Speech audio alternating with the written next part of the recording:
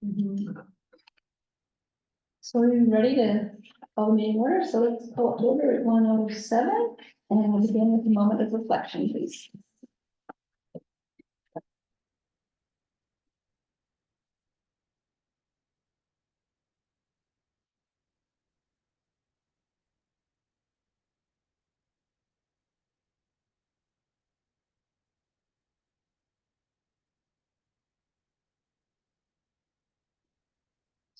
Thank you. And the Indigenous Acknowledgement Statement. We would like to begin our meeting by recognizing the First Nations, Métis, and Inuit peoples of Canada as traditional stewards of the land. The municipality is located within the boundary of Treaty 18, Region of 1818, which is the traditional land of the Anishinaabe, Haudenosaunee, and Wendat and Wyandot peoples.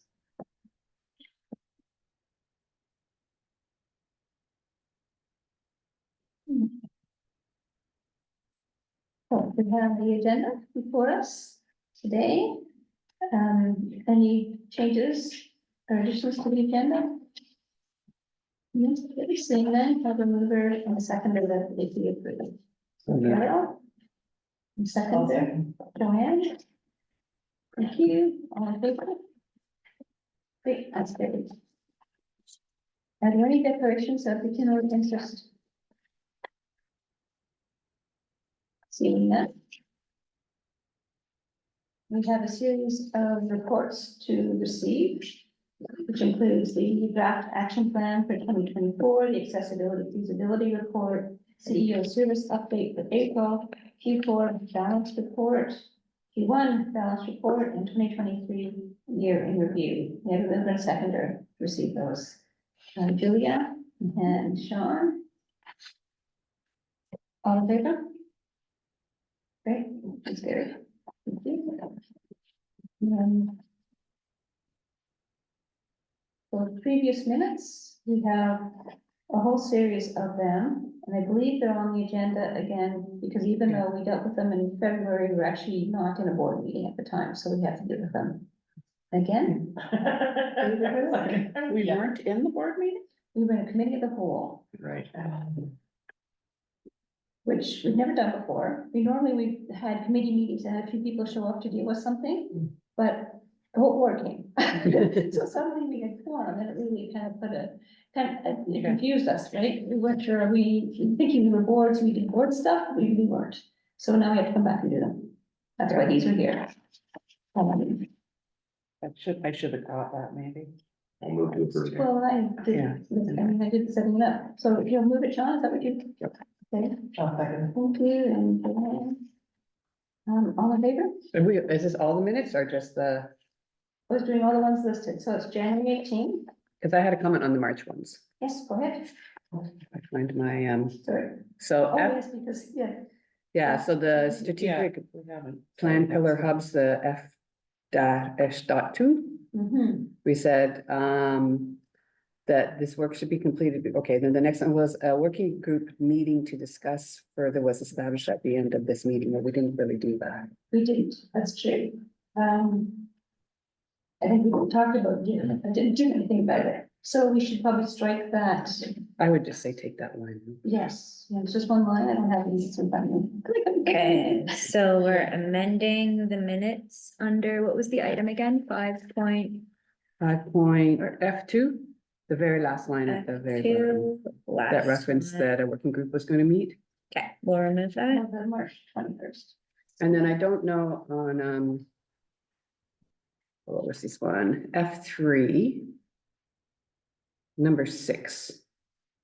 Where we said the CEO will take Carol on a tour of the 2 facilities. Remember we talked about maybe doing a bigger tour with council? Is that where that would be in the minutes or?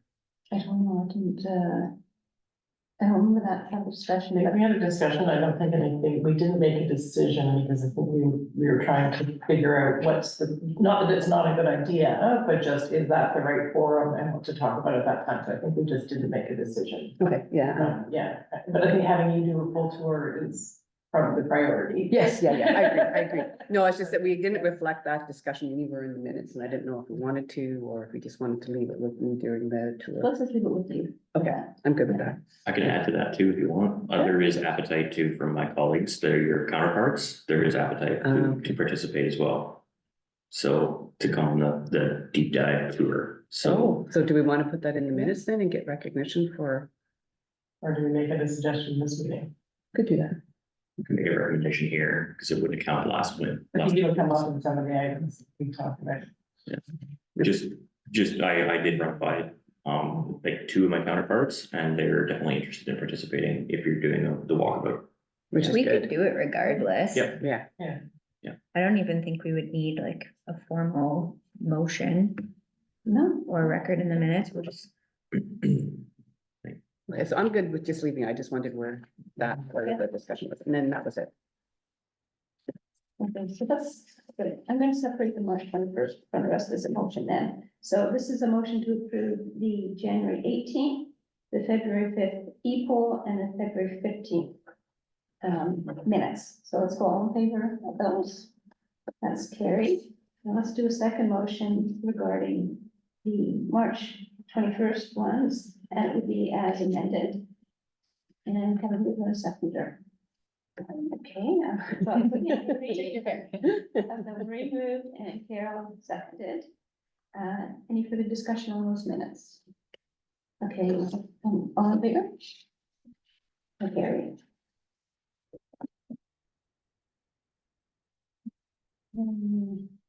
Communications, there are notifications, somebody else is here, and correspondence.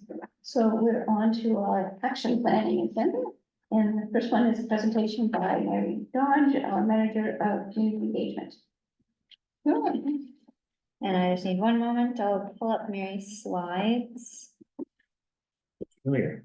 It was lovely. I mean, I was looking at this, like, it kind of answered a lot of questions we had last year, didn't it? That's right. I'm like, oh. Take 18 months off. Okay, ready when you are, Mary. Thank you. So hello, Madam Chair, Councillor McKinley, and board members. I'm Mary Dodge, Manager of Community Engagement, and thank you for your time today. I'm here to reintroduce myself, but also to present the 2024 strategy for the Outreach Department, as I've recently returned from an 18-month maternity leave. My presentation will cover how departmental direction has been established, the objectives and achievement of them through primary activities, methodologies that will ensure accurate reporting, analysis, and evaluation, the timeline of the department's plan, as well as how departmental evaluation will happen and what success looks like. Next slide, please.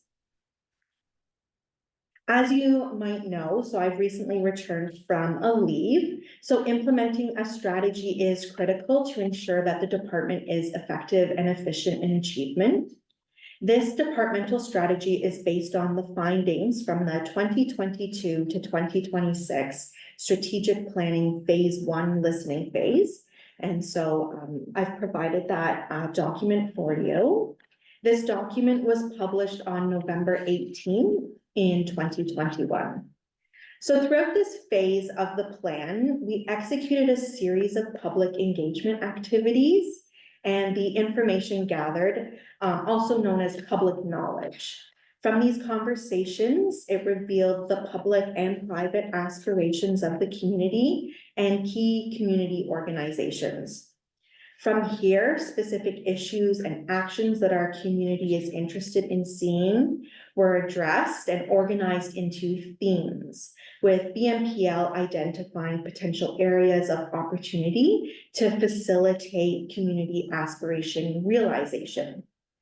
Essentially, the community spoke, we listened, and then used the information to inform strategic initiatives like the Community Builders webpage and the Free Little Libraries project. Community conversations did not end. with the launch of the 2022 to 2026 strategic plan and has remained a core function of the department. Public knowledge is gathered at community events, during partnership meetings and through staff interactions with the public. Continuing with background, so in August of 2022, I began my leave, and despite a series of staffing changes and organizational shifts, the library continued to manage partnerships, community engagement, and outreach events, while larger projects were put on pause to maintain service levels. I'm excited to be back in the department and overseeing larger outreach initiatives and expand current efforts. This includes picking up projects that were identified as strategic priorities for this department and reevaluating what has changed and what opportunities are yet to be discovered. Next slide, please. As a community-led library, annual department goals are created based on the data and information we obtain through community consultation. There are 4 objectives for this year. First, we will continue to build trusting relationships with our current partners, patrons, as well as with potential partners and patrons by highlighting the library as a safe space and a key community resource that they can rely on to help them achieve their aspirations. Trust is an essential element to all relationships, and to build and grow relationships and partnerships, we'll need to focus on how we are establishing and ensuring trust with our stakeholders and with our partners and with the public.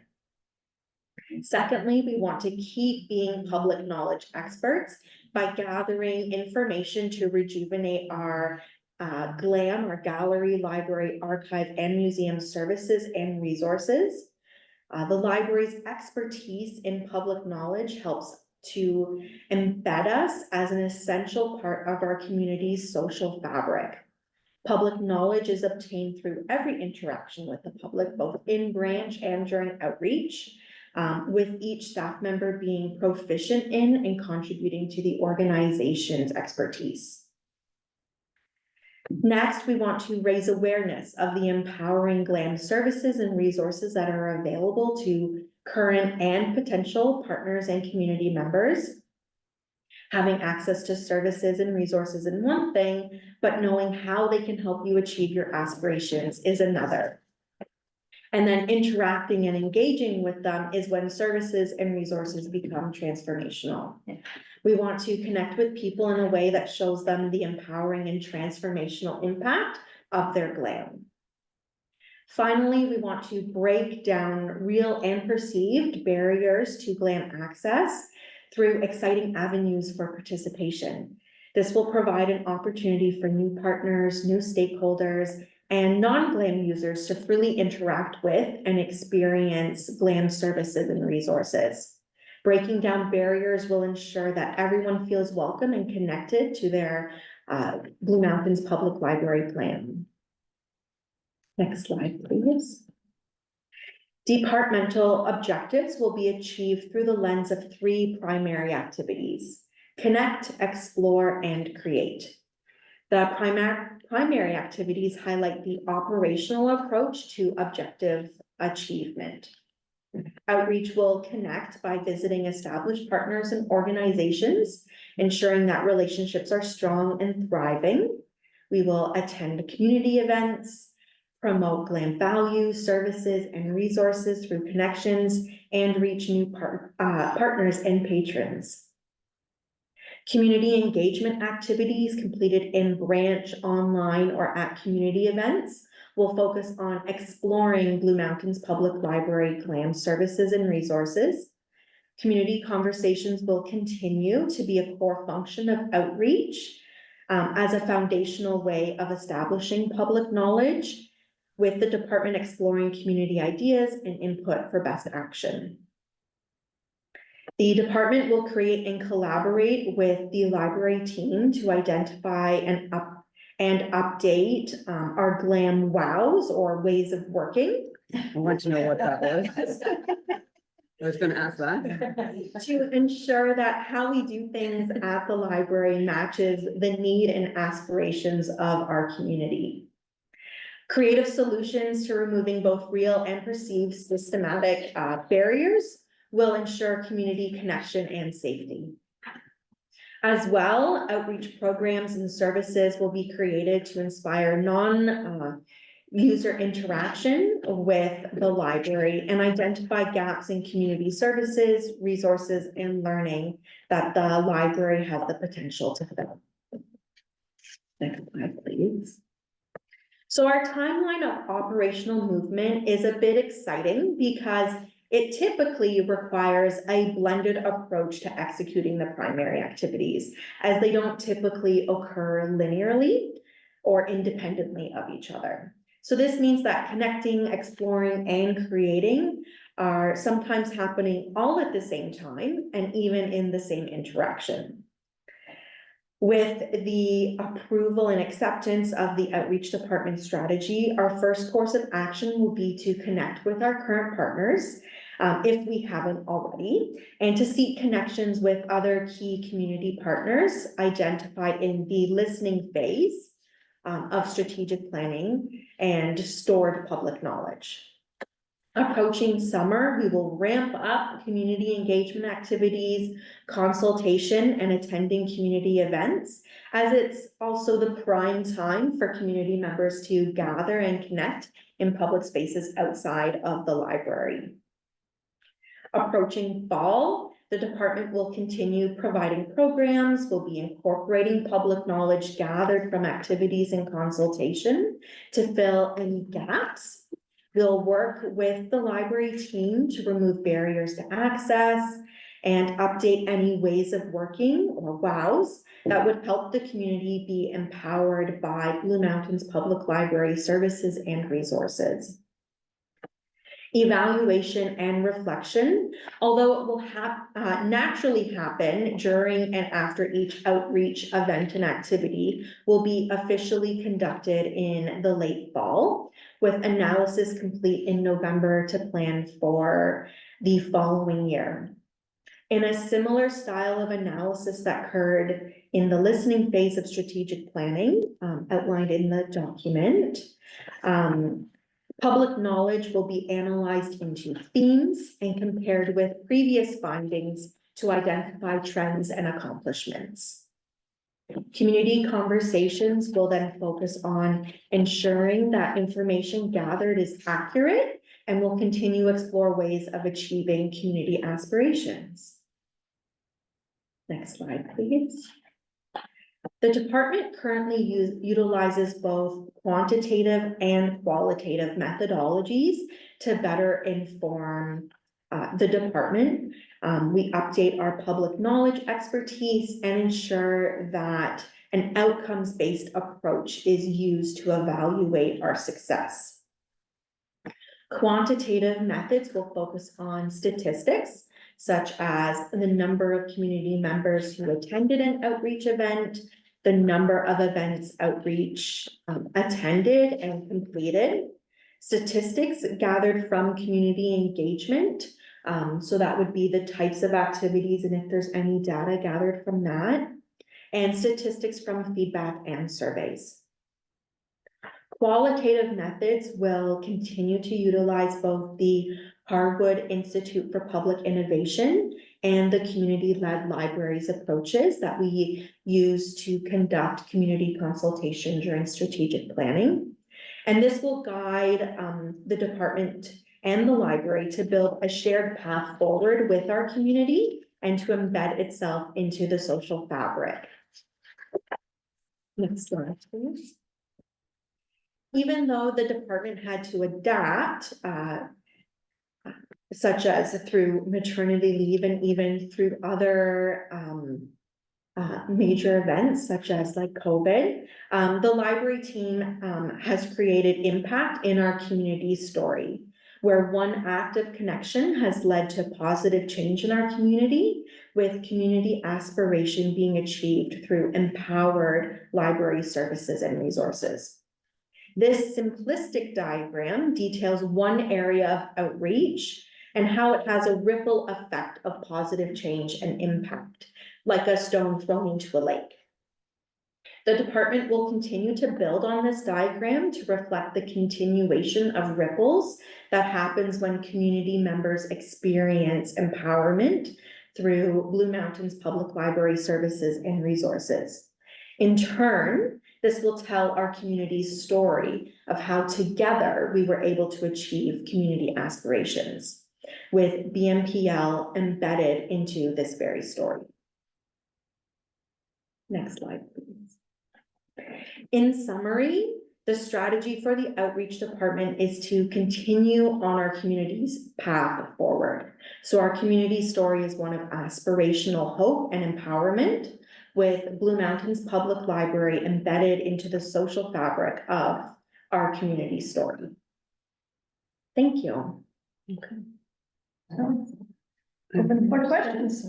So I saw Carol, then Carol, Marie, and then Julia, please. Okay, thank you for your presentation. I just have a very simple question. How are you gonna measure success at the end of it? You Yeah. talk about evaluation, but what's your sort of performance measures for success? Our performance measures are based on that ripple effect. And so it's the projects that we're able to achieve through partnership. Sometimes our projects, like the Free Little Libraries, is one that through partnership we create, design, and implement with other community organizations. And then after that, it's launched to the community. And so we might measure in that particular program what further little libraries are created and installed in our community, or how. Are these the little libraries you see at the end of people's driveways? That's correct, Okay. yes. And so, and how folks are interacting with our Free Little Libraries. And so seeing that ripple, so we'll take a look at sort of the themes. And so during community conversations, we'll talk with folks, you know, these were themes and items that you brought up. How do you feel this is being changed in your community? What impact do you think the library has brought to that? So a lot of it, so both statistics and direct community feedback from consultation will help determine that success. Great, thanks. The Ravenna pop-up, so that already occurred and there will be another one, is that correct? We already, yes, we did them through strategic planning. I'm exploring types of pop-ups that our community is interested in seeing. And so if, I know the Ravenna pop-up was something that, there was community interest for, that we did hear through strategic planning conversations.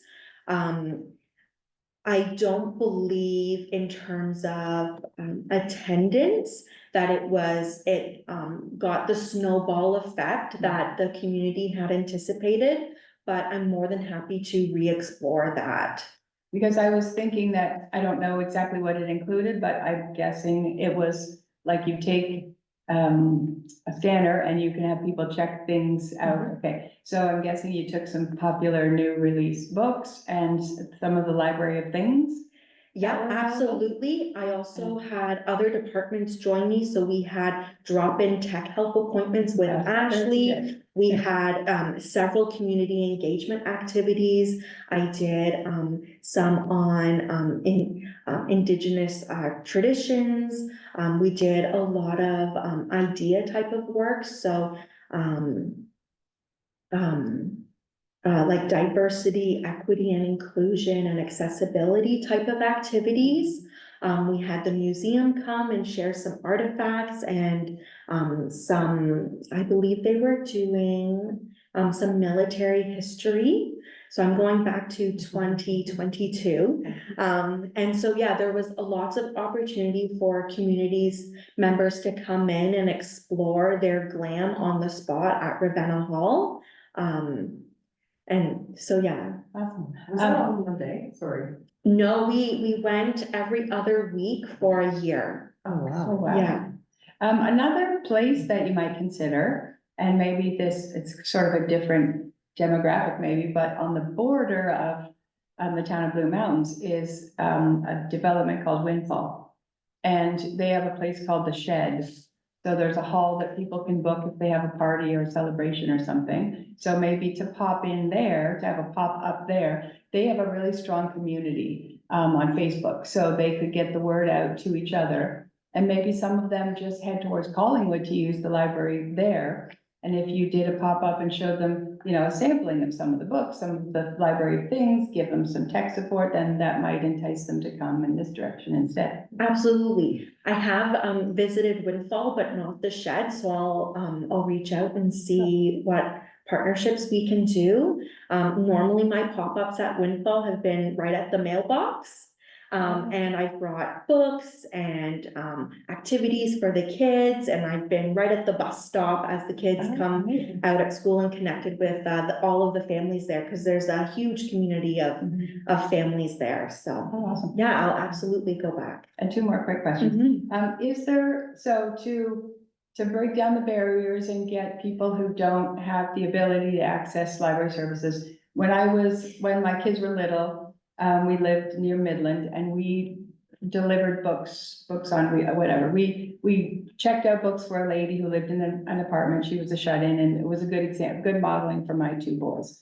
So is there a senior citizen group that you could connect with and that to get them to help you identify shut-ins in the community and then maybe promote to young families to, you know, adopt a grandparent or something to have them come to the library and check out books for the older person who can't come in? Yeah, we can definitely expand our homebound services that we offer to do something similar like an adopted grandparent. Right now, our homebound services are, it is, either family or friend led or volunteer led. So we do have volunteers who are able to drive and deliver books. Sometimes it's to the mailbox at the end of the driveway, and sometimes it's right up to the door. But yeah, we can definitely, you know, I like the idea of like adopted grandparent. Yeah, and right? it kind of connects the communities, either them or it leads to my next and final question. Does someone from the library staff ever attend a staff meeting at the school? At Beaver Valley? I don't think, not from my knowledge we have. I know it's definitely something on my list I would really, really like to do. Yeah, I don't know how often they have staff meetings, but that might be a suggestion that a whole class adopt some grandparents at maybe the, what's the? Yes, that. Yeah. Like, so like a group could meet and have kind of like reading buddies. Sometimes in the schools, they have like an older class meet with the younger class and they read or write letters or do whatever. So the younger kids could take their iPads maybe and teach the older people some things about technology, and the older people could read to the younger kids, or, you know, some kind of a collaboration. Absolutely. Yeah, there's lots of ideas there on how we could be a partner to facilitate something like that. Yeah. Julia? Yeah, I had a sort of a more of a bigger kind of question. I just want to understand. So all of the pre-work was done before you went on maternity leave, and then nothing happened with outreach while you were gone, but hang on till I'm finished. Then you're now back and you're wanting to do everything that was planned before November. Is that fair to say? Not quite. So there was a majority done, yes, but the staff here are fabulous, and they were, even though there were gaps in positions, they still continued on with partnerships like they always do. They still continued doing outreach. I believe Jen with TD Summer Reading Club was still out in the community. So outreach did happen, but it looked a bit different than perhaps what the vision was before. Okay. Before I knew I would take maternity leave. So I think that gets to my sort of follow-up question, which is, this is very high level, and I think it might be coming from where Marie's coming from. Like, do you have a detailed work plan? Like, how will we Absolutely. know if you're successful? I think it's kind of like what Carol was saying, but Mhm. like, are there activities that are specific that you've got planned? I don't know if we need to see them. It's just, I didn't even know there was such a thing as an outreach strategy in the last year and a half. I knew we were doing some, but, I just think something about this needs to be into our next agenda item, which is our action plan, and we do have outreach strategy there, but I'm just wondering if that's something that we would get a report on that would show that this many, this was accomplished to reflect, with respect to the outreach, because I don't see a specific I'm sure you have all the details, but I don't see that. I don't know how much we need to see, but Is it 2.3 in the action plan? yeah, do you? Yes, yeah, I have some comments along that line. Okay, Because I'd like to see some of you've got the objectives and actions listed on that one slide that I think should go into the action plan. yeah, In lieu of the single line saying. Yes. outreach Strategy, and yeah, it probably belongs in more than one spot. I mean, there's some stuff that's more related to, community hubs maybe, homebound or yeah, kind of hall, and some are related to other aspects. So I'd like to see those objectives and actions and Integrated. measures, added to the plan. yeah, In the appropriate spot. We can't do that today, but that would be something yeah. to look at. I had a couple of other, questions. I was interested about the outreach department. I thought you were it, so. Are there others or? Absolutely, there's others, several of my colleagues, have, roles to play in the outreach Okay. department where they're also responsible, so, and so, although it's not where folks are isolated as outreach specific, we all do, outreach types of work. And so therefore, still as a full team, we're still, it may not be someone dedicated to outreach like I'm able to be, but there's still a team complement. Okay, that's helpful. Do you see a board role in any of your work, in any of your plans? Absolutely. I think outreach is one of those things where it can go multiple directions. I believe with strategic planning, one of the areas of outreach that the board members did was they reached out to counselors and they met with them. And so that would absolutely, if the board was interested in doing that type of thing again, could participate in larger outreach events. Definitely could have a board member accompany me. We could do something together. The arts walk, there could be an outreach component to that as well. So there's lots of areas of opportunity, depending on what type of outreach the board is interested in doing. And that's where we can fit it maybe into. Yes, it's stuff we already Yeah, have planned. yeah. You probably haven't had a chance to read our plan because it's actually not finalized yet. But we do have some things like meeting the council, meeting the councilors. We have a key supporter strategy that we're working on as well. We haven't actually worked on it, but it's in the plan. So there's already avenues for board roles identified. The last question I had was around, sounds an awful lot like some of the work we did for the strat plan and that. And so do you see this as the initial stages of a new strat plan, or do you see it as a sort of continuing stages of the past one? I see it a little bit as both, right? Like the foundations of what we used for those community conversations for the strat planning was an important way of gaining that public knowledge. And outreach needs to always have its fingertip on the pulse of the community. And so those methods will continue to be used to seek community ideas and input and aspirations, and then double check, is this what you were thinking? Is this what you were looking for? How has things changed, right? Because our community is never stagnant, right? And so I'll continue to do community, that'll be one of my first priorities as well, right? To make sure that the information that I'm working with is still accurate and relevant. And if it's not, or if there's been small changes, what has changed? How has it changed? And how can we continue, right? Because it's always an evolution. It's never stagnant. And so the methods can be similarly applied to initial strategic planning, but the information, the data, the public knowledge will definitely have evolved. So. Yes, okay. Anybody else have any other questions? If you need help, I can help you with connections, Thank you. right? Like Craigleaf Community Working Group. That's how you can get in the shed for sure. They have an entire network for Craigleaf that would Fabulous. get people there. Yeah. There's the seniors network. That would be perfect to bring that to about your idea about adopt a grandparent. Mhm. Seniors Where's the network. Seniors Network? Seniors network.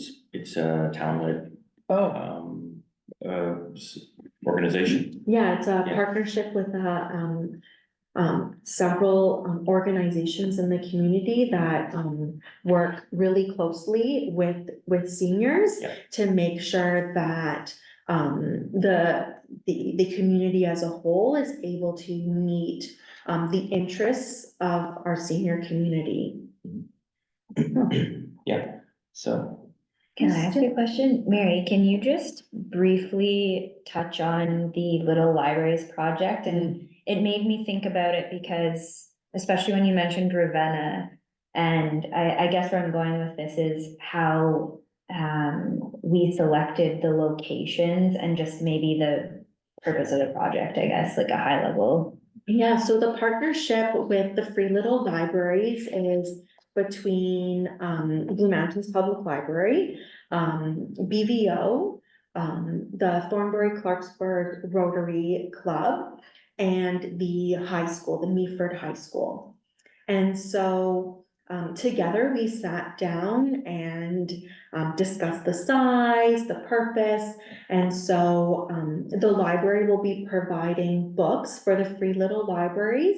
BVO will have an area for a little pantry.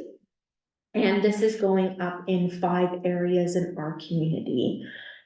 We had originally, when we were brainstorming, a list of over 20 locations that we would like to see Free Little Libraries.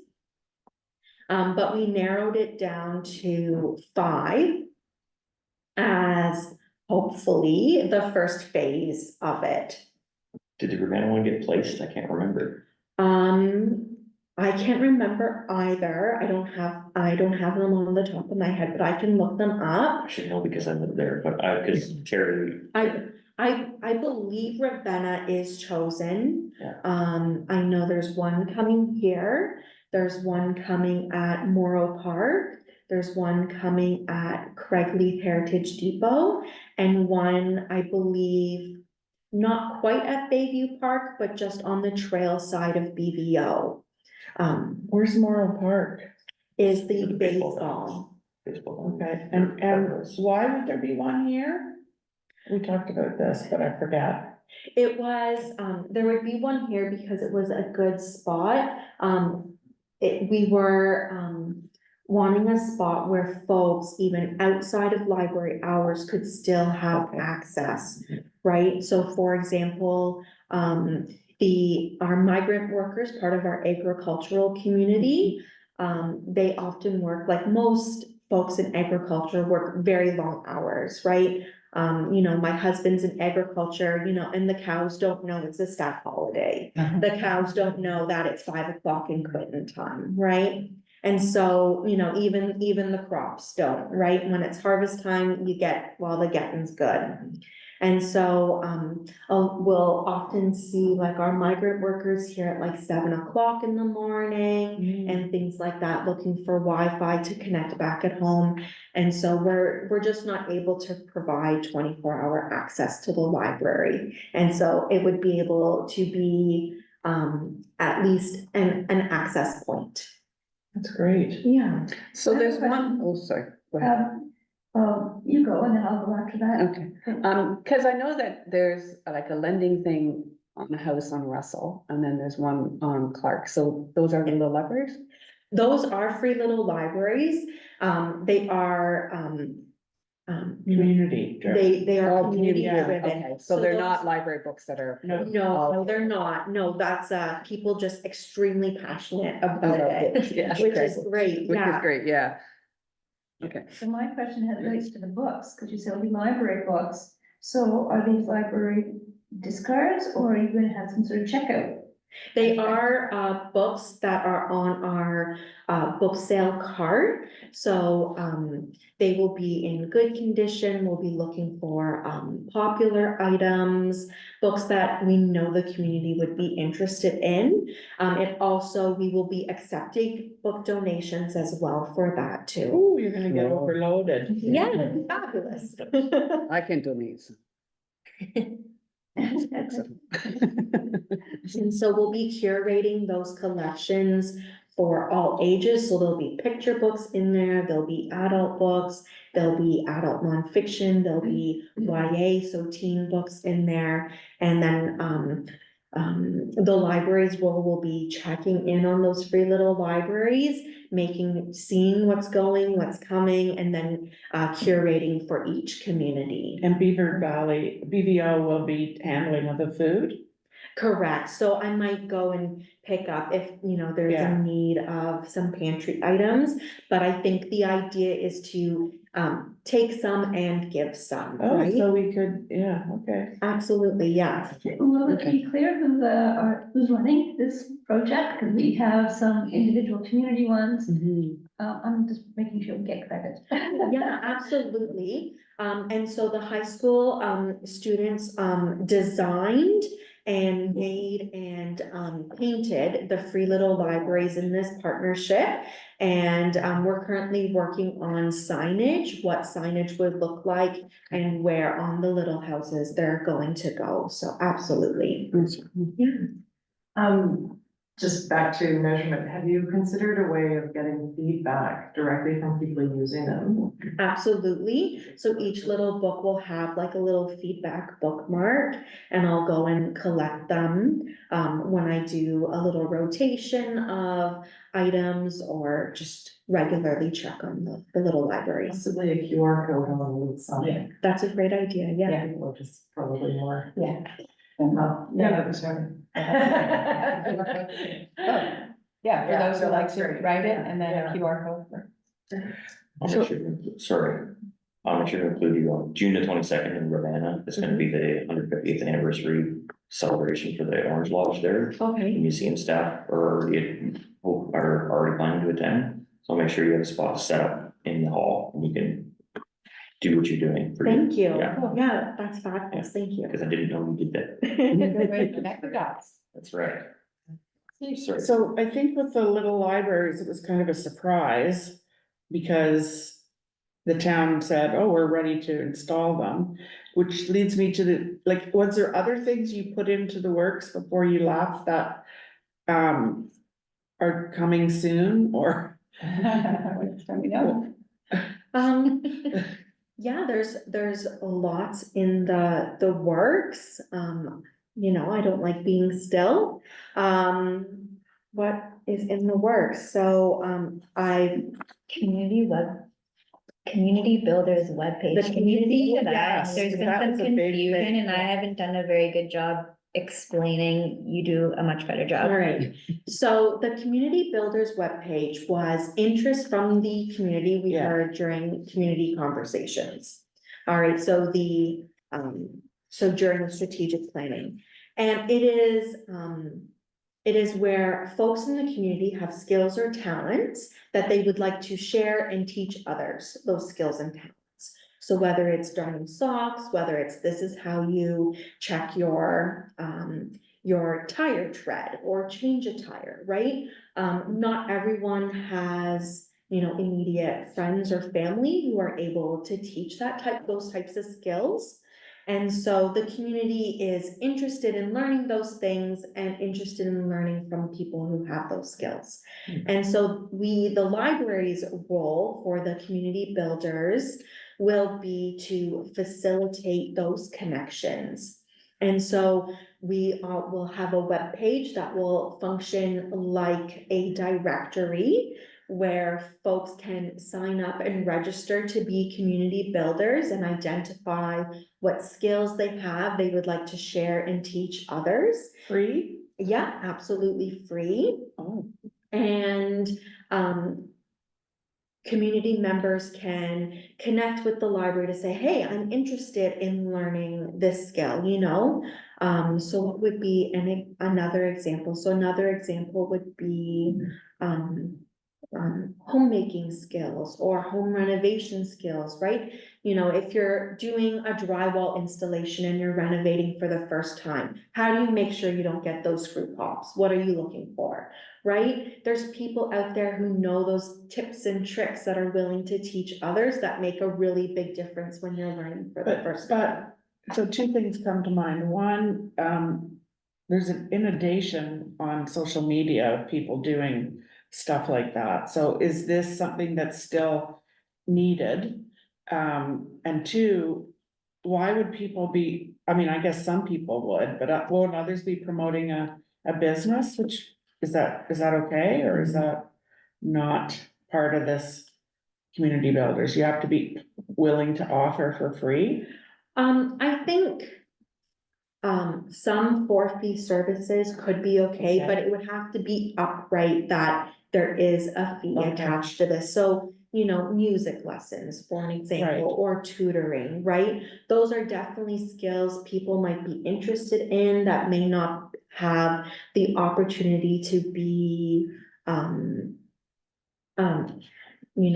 easily accessible now that telephone books aren't really too much of a thing. And so we would consider, areas like that, yeah.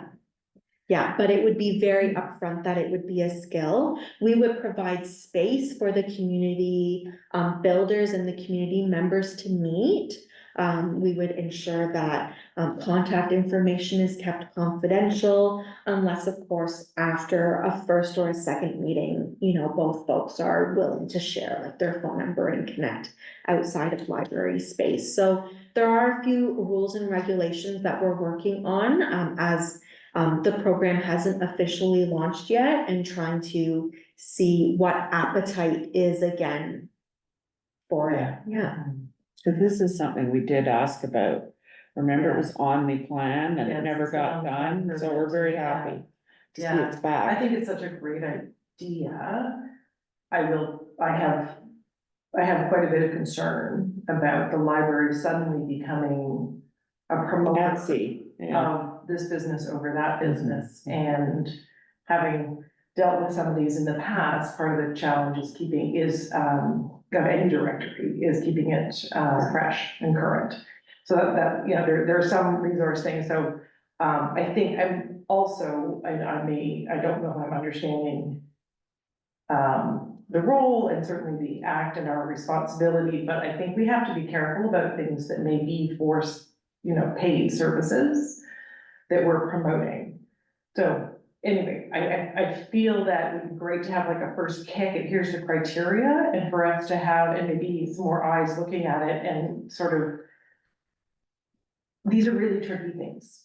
Cause you can have a lot of people getting upset that their name isn't there, Mhm. somebody saying, we're promoting something that isn't what it is. There's, anyway, I think there's lots of good brains in the room to help make sure that we're, not that you can't do it, but just different perspectives might help build that in a way that is definitely neutral for the library.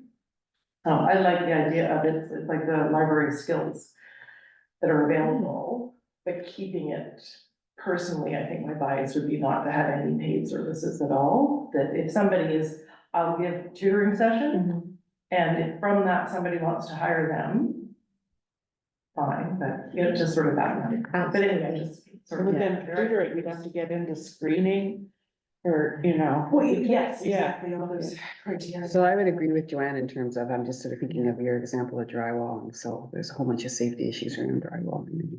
What liability does the library pick up any liability if the person's saying, here's how you drywall, and then the other person does it and gets hurt, and they did it on that person's recommendation, and so I think a deeper dive into this, I think it's a great idea, but I think a deeper dive is, I think, a good idea. There'd definitely be probably a policy piece Yeah. as it comes together, I would think.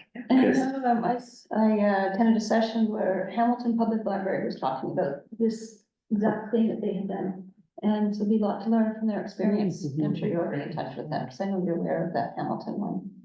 So I think it's a fabulous idea, but yeah, like you said, the criteria, maybe, you know, just sticking to how to, because Yeah. I could do it because I had a drywall company and I was also a licensed What mechanic. would you do it for? But I could show you, yeah, if it's just instructional, if it's instructional, like just instructing on how to fix a hole, right? I don't think there's no sense of liability there. Mhm. How to properly, you know, the metrics for properly attaching a board. I could do that, And I think if you had like a line that addressed liability, that would probably yeah, get the library off of any issue of Absolutely, liability. yeah, Yeah. something like, yeah, for You've got to observation say- and structural. Do at your own risk or something, but Yeah. it'd be much more sophisticated than Yeah, that. absolutely, and that's the rules and the regulations we're working out right now. Yeah, drywall, repair, And, installation. yeah, And I wouldn't automatically discount fee-based stuff, because it can also be part of an economic development. You know, for a small business trying to get established and They then don't have a they website. have a website, and we provide them with the ability to put up a website. So there's different ways of looking at it. So don't start out by saying no. Yeah, I was saying, it's my bias. Just saying. There's lots of things to consider, absolutely, so. Yeah. Yeah. Or bartering, you fix my drywall and I tutor your kid. There you go. But that'd be done outside of the. Yeah, they library. can do that. What's our cut? Exactly, you don't want to be asked, yeah. Okay, so let's move on to the action plans. I think we just slid Yeah. nicely into Yeah. that. And Mary Great will work, great work. be staying just. Yes, I Thank you, think Mary. that's That was great. great. Okay. Yeah, and so as we go through this, you see, like, you had your particular objectives, in your presentation and actions, then, you know, let us know, because I think some of your objectives were worded exactly as our objectives would be worded here. Mhm. Okay. So in terms of background on this, we've been, trying to focus in on the bigger, change items that a plan would represent, as opposed to a lot of things that are sort of annual things that happen anyway. And, so it's a much smaller plan than we've had in previous years, which is quite deliberate. It is, back to being a blend of board and staff related items. And, both, Julie and I, as well as Jen, have spent some time digging into this and trying to be clear about what an objective is, and that is sort of why are we doing this and how does it fit into our larger, plan? And then the actual actions, responsibility, and try to start to identify measures. So we would be happy to have input on any of those. Yeah. Yeah, it's not perfect by any means. So I'm just going to, open it and suggest we kind of maybe work through objectives. So we've got the first one is under community hubs is foster social cohesion in a time of growth and challenges, and we've got 3 there. So any We've Comments, got thoughts, outreach right away.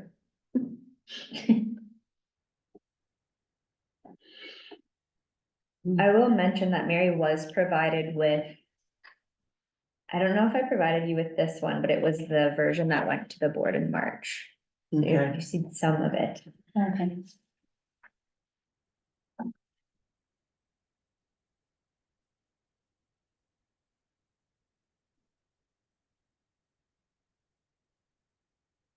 I mean, I know, Joanne, you've been working with Jan a bit, or you've been talking about, the measures, and they come at the end that don't align to to, not on this, but you know how we have that table of CEO statistics? report. The CEO report. So some of this, I think, like in terms of the measures, we're gonna work out as we go. So, you know, even if you all agree with 1.1, when we come to measure it, we may end up tweaking it, like it's a kind of iterative process. Can I just make a general comment on the measures?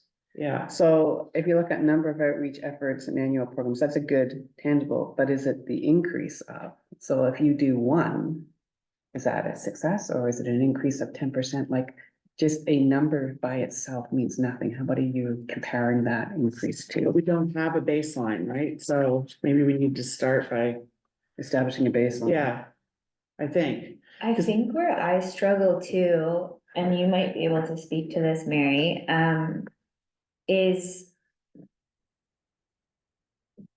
sometimes it depends on the actual outreach activity or program. So you could have 5 that have an incredible impact on the Yeah. community in terms of attendance. Maybe it's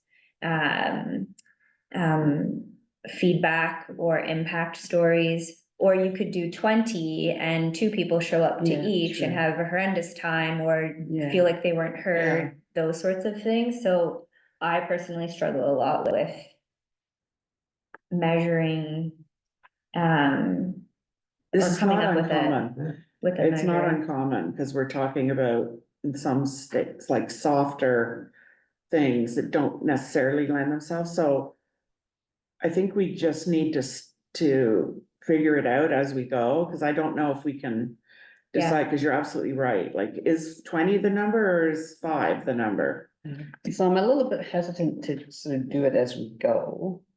But I know that we're into the year and we gotta get the action plan moving. Right, But even if you had as one of your overall actions was to determine baseline measures and then percentage increase or something that you've put that acknowledgement in the plan that we don't have a baseline, but we are looking at a baseline and we're looking at a certain percentage increase from that baseline so that our heads are in the right space for it.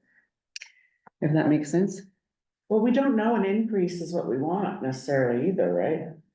I would say on this one, you know, I mean, So, yeah, the objective is to reduce social isolation for older adults. So then the first question is, how many older adults are socially isolated? yeah, Yeah, So then the measure would be, we've reached 5%, 10%, Yeah, a certain yeah, percentage of those yeah. people.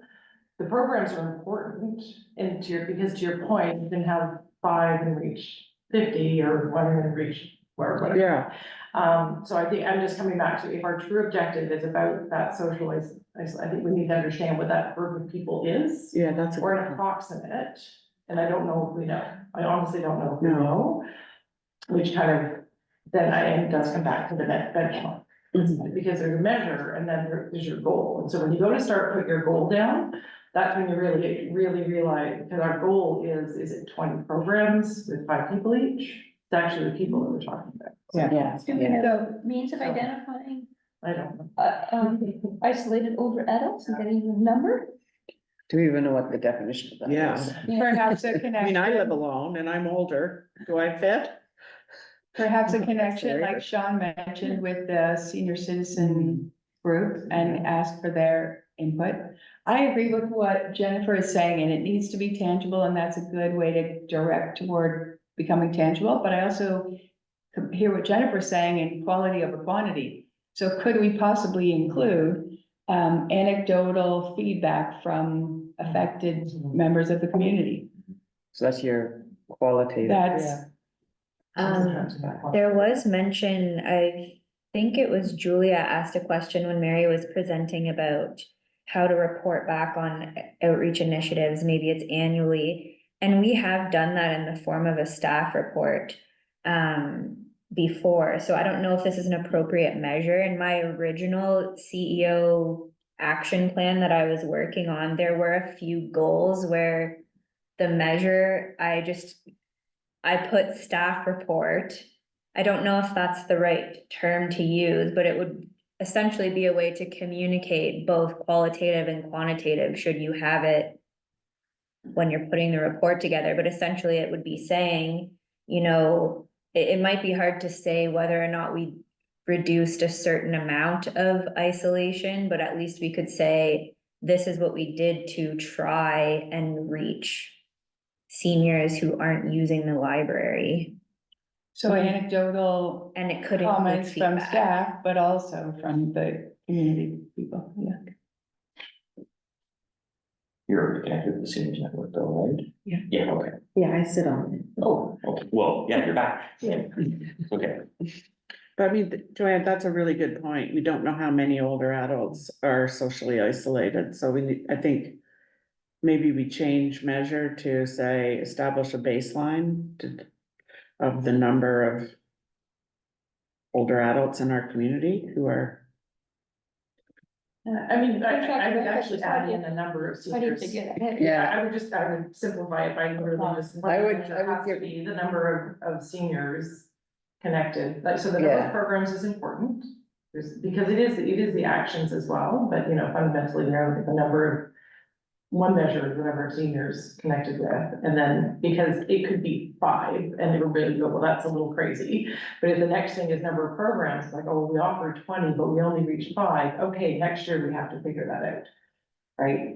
So I mean, the two measures are important. I just think I would probably, for simplicity now, say probably number of seniors contacted. Yeah, I think I would move away from socially isolated. And say number of seniors. I don't know if someone would be offended if they were Okay. not social, like, just your point. You're not socially Yeah, isolated, but, It yeah, I makes don't come to seniors terminology- fitness, yeah, you know, and that's I bet, guarantee you, there's some folks in there that, probably. Are, you know, what we would define as isolated, you know, who find it very meaningful. Another reason to expand the number of seniors. Sorry, just. Every meeting. I found a way to get it in. No, yeah, I don't know that, yeah, I wouldn't, I don't know that we should take it out at this point. Because that is the goal, and again, and there are people who feel so socially isolated at certain times, maybe not all the time. So I don't think I think we can probably work on it for next year in terms of the definition, but I just feel like it's the number of actual people we connect with is important. so change it to As a number measure. of I'm just saying, have both measures. One is the number of programs and the other is the number of, Seniors reached. Reached, yeah. okay, and then we can have a baseline, yeah. okay. Okay, so this one, at this point, we're just saying number of seniors reached is a second Yeah. measure listed Yeah. here. Yeah. I'm just gonna use older adults for consistency unless we just wanna replace that with seniors. Older adults, that's nice. Okay. Okay.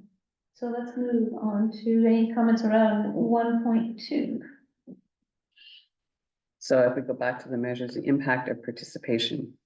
I have a question mark, how are we measuring? Yeah, these? I know, we were getting a little, This is the beginning, we weren't getting punchy at this point. yeah, at some point it was just like, well, we're sure they'll have input. Do we know what the barriers are? Sorry, I'm back to, you know, what is. So, because you're trying to eliminate barriers, well, how many barriers are there and how do we know if we've eliminated them? Well- And, yeah, and this might just be back, sorry, I'll let you answer. Your thoughts come to mind. We have identified barriers and some of them are consistent across public libraries everywhere. So it could be, you know, access to technologies, those sorts of things. Other barriers too, though, could be, you know, hours of operation. Mobility, and I mean, one of the items on the agenda today is actually to discuss accessibility, so there are a lot of different factors, and I think that Lori and Julia, correct me if I'm wrong, the measurement for impact of participation, that would be, again, like a staff report. In like the way of identifying and communicating that to the board would be, Yeah, and then that's deliberately, that's connected with the middle one here, right? So yeah, actively participate in influence TDM's idea committee. right. And So a that lot would of be this, impacted, yeah, right? feeds back into, inclusion, diversity, equity, and Yeah. accessibility. And we know that those are barriers, and we know that there's a lot of work we can do, and that's going to be Was it ongoing. inclusion, diversity? Equity and Equity, accessibility okay. and access.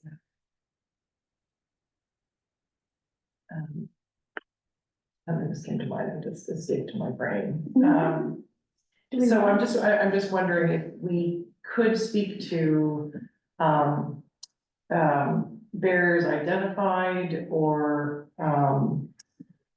because to your point, there are a lot of them, and are we able to address them all? And, through work, we're gonna understand there may be some bigger barriers than others, and so you might have to Right. prioritize. I don't know, I think we should speak to the actual barriers in our measures. So is there maybe it is barriers identified or, and programs initiated. It's okay if we're just starting something because these barriers are systemic and long-term in terms of. Yeah. Results. The one we thought we could was the accessible technologies, so, Jen was talking about the reading pen, which I've never heard of before. And that seemed to us to be concrete. And the policies definitely are something that is concrete. And maybe it should be, instead of maybe it should be number of policies reviewed, revised, or developed or something. And that is Or a policy. starting point for a lot of Yeah. the kind of idea work. Not that I mean, we do have pretty progressive policies, but there are things that we can change next month. So is the new accessible technologies, I don't disagree, it's very tangible. Is that something that would fall out of the idea committee? Or are they separate?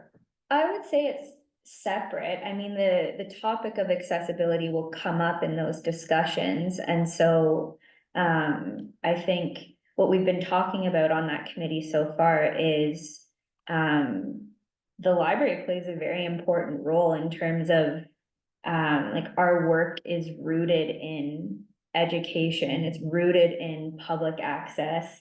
So the committee would also be a way where we can influence thinking, but also share, this is what we do for accessibility. This is how we're removing barriers to access. I don't know if that fully answers your question, but I think when we were developing this specific one, it was really having that idea focus. And where do we start? Okay, we start with policy. We start with participating on municipal-wide committees. And influencing. And influencing, yeah, that was a good word. And also, if we evaluate what we currently offer, it's kind of the accessibility piece that we could really work on. Even when we were talking about our library of things, like we have a variety of items. A lot of them are focused a lot on, like lendable tech, or, we've got park passes and various things, but when we think about accessibility specifically, I think the only thing we really have right now is a Daisy player, which is a fantastic piece of technology, but there's so many other things that we could be doing, with the focus on accessible technology. So just to sort of add to Joanne, I'm just looking at the word eliminate. I think maybe eliminate is really optimistic and maybe it should be reduce. Mhm. Yeah, we had Or- that conversation. Yeah, we were, yeah. Yeah. I think you're right, reduce. Because we have reduce above. But then I'm also suggesting for 1.1, could we reverse it the other way and say increase outreach to older adults rather than saying reduce? Oh, I social like that. isolation? I like that too. Yeah, instead of, because it's. And that makes it less needing for a definition of. Yeah, Yeah. yeah. Do we want to keep through community hub access? I think so, or- yeah, Why because don't I that, know, what is Is- this? yeah, no, Although because it links to the plan, right? Oh.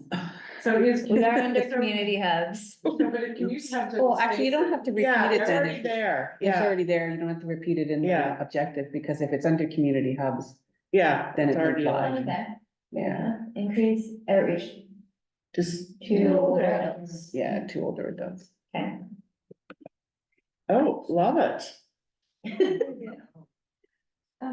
Under 1.2, though it dawns on me that we're having a whole presentation later about the Yeah. accessibility feasibility report, and we're under community hubs. We're not even identifying physical accessibility issues. Yeah, So is there Hmm. anything that's likely to be happening in this time frame that we should be identifying here? what do you mean? Like the. Well, Phil's presentation later on today, Are you saying we should revisit this after Phil's presentation? no, but we know what he's gonna say, so maybe Jen can give me a hand here and say, what's it likely to, because they're doing an accessibility, I guess, audit Feasibility, yes. of both buildings. So participate in accessibility audit might be, I think that's good enough. Or maybe it's more than participate, it would be review the results of or something. yeah, Cause Yeah. we're more of a higher look at it, right? So they would do the report would come to the board, and maybe the board would determine what to do with the report or something. I don't know, but- No, I think it's participate, because we definitely want Jen involved in this whole process. Right, okay, Not but that ours. would be a CEO. yeah. Right, okay. And then I think we can change to the measures to staff report. On. Like, I think that might get to, cause we're not, this is Jen's. The actively participate and influence the TBM's idea committee, right, cause she sits on that. So really, we wanna know through her report, and probably be the same in the new one we're adding. We want to know what the key learnings, opportunities, where she thinks she made an impact. So I like the idea of having, like a measure doesn't have to be, like it can be a staff report presented to the board, right? I mean, that could be it. But would we want the staff report before it come to the board with recommendations for consideration? Is that, this particular report is actually going, it is coming back to us, correct, Jen, and it's also going to council. Correct. Because it's got the community center in it as well. Mhm. But the key part of it on the agenda today is who's paying for it. Mhm. And so should the board not provide any financial support, it doesn't necessarily mean it's not going to happen, but it just means it's not going to happen. Well, so do we want to wait to that agenda item before we talk about whether, or I guess if we're not going to fund it, then it doesn't go in this year's plan. I guess that's sort of where you're coming from, right? And I mean, there are other ways that you can do an accessibility audit of your spaces. Very grassroots ways. So I've done one before where I designed an audit where I selected or recruited volunteers who lived with various disabilities, whether it's a hearing disability, a physical disability, and actually had them audit the physical, the communication standards. So evaluating how staff communicate, or how we are accommodating certain things, how can you navigate our website, is it accessible, that sort of thing. It does take a lot of time and effort to oversee, and of course, you would have to find people in the community who have the time to assist and maybe that we have a relationship with. I mean, I think it's kind of a no-brainer that we're gonna, because it wasn't a lot of money. What I was concerned about was when we get back this report with all this stuff we need to do, where are we gonna find the money for that? So I would say sort of back to the two options, whether you get a sort of professional organization to do it, or whether you do it sort of community and grassroots. I think if it's related to future requests for funding, I think the professional one is Yeah, the route to go. absolutely. And it will probably help us too with our Oh, yeah. expansion. Yes. Yes. Yeah. Yeah, but so back to how would we measure this? I mean, I'd be okay with staff, report comes to the board, like. Staff report with recommendations. With Yeah. recommendations. It's not just a report. Yeah, I guess that's what I was getting at, is Yeah. With recommendations for the board to consider. with recommendations. And so the same would be the, Yeah, for the idea. where you have impacted Yeah. participation? I think that's what you're saying.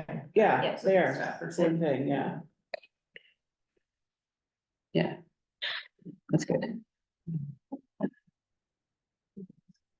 Okay, good. Number Okay. three. Okay, yeah. 1.3. Moving along. Oh, no, before we go to three, sorry. Dollars and number of resources required. No, that's what we're at now. Oh, sorry. Okay, Yeah, good. Okay, I didn't send us back. yeah, I know. Is that, Oh, I don't think this is. it's supposed to be acquired? Yeah, Okay, that's what I thought. thank you. Oh, acquired, yeah, okay. That makes So more sense. do we have, yeah, so it would be number of opportunities, yeah, okay. So that seems very concrete, right? Mhm. Required? Sorry, dollars required? Wait, What dollars are we acquiring? dollars, Spent? Invested. Invested. Okay. thank you, and number of resources acquired, which feeds into this, yeah, okay. Okay. Okay, we move on to 2.1.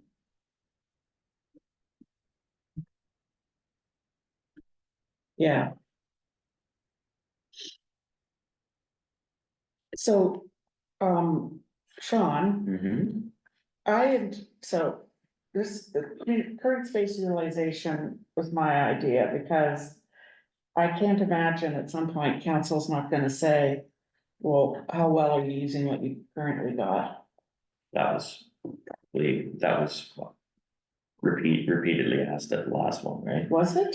Yeah, that's what. Well, they yeah, want. but they asked us, That's but why they they didn't want ask the us about numbers. space, yeah. They didn't ask us like,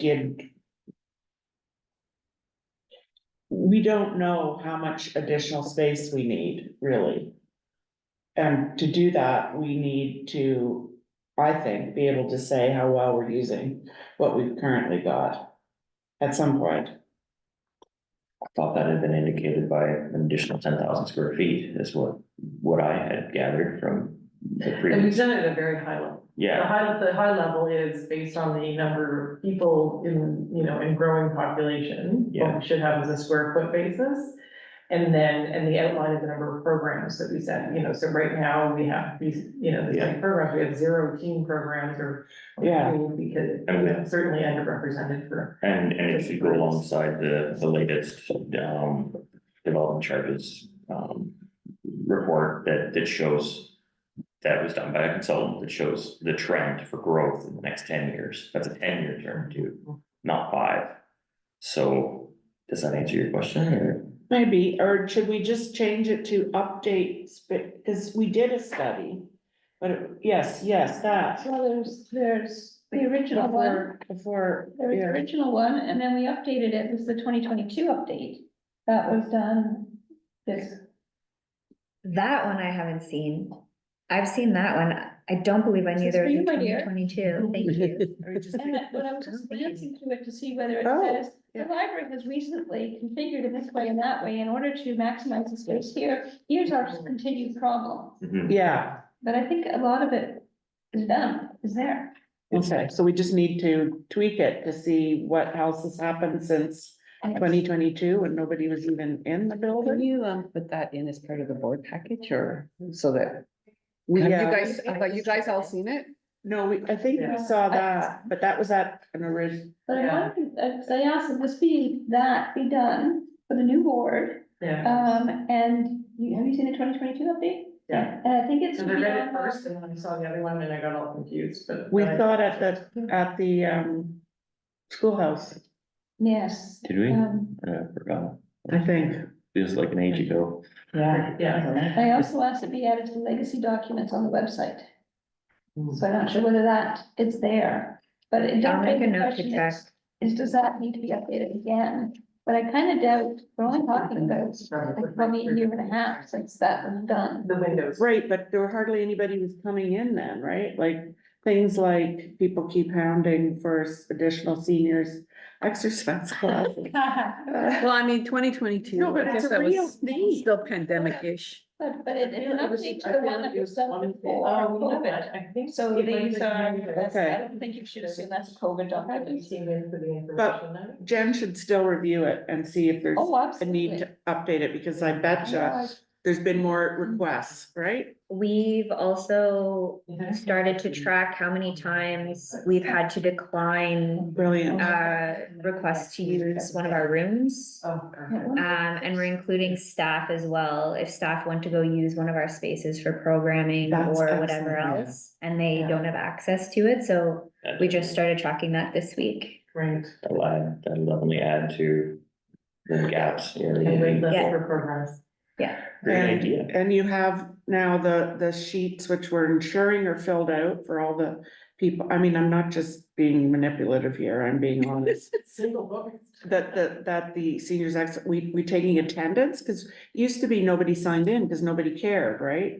So I think that kind of thing needs to be tracked so that you know that there's volumes that are coming that are exceeding. Right.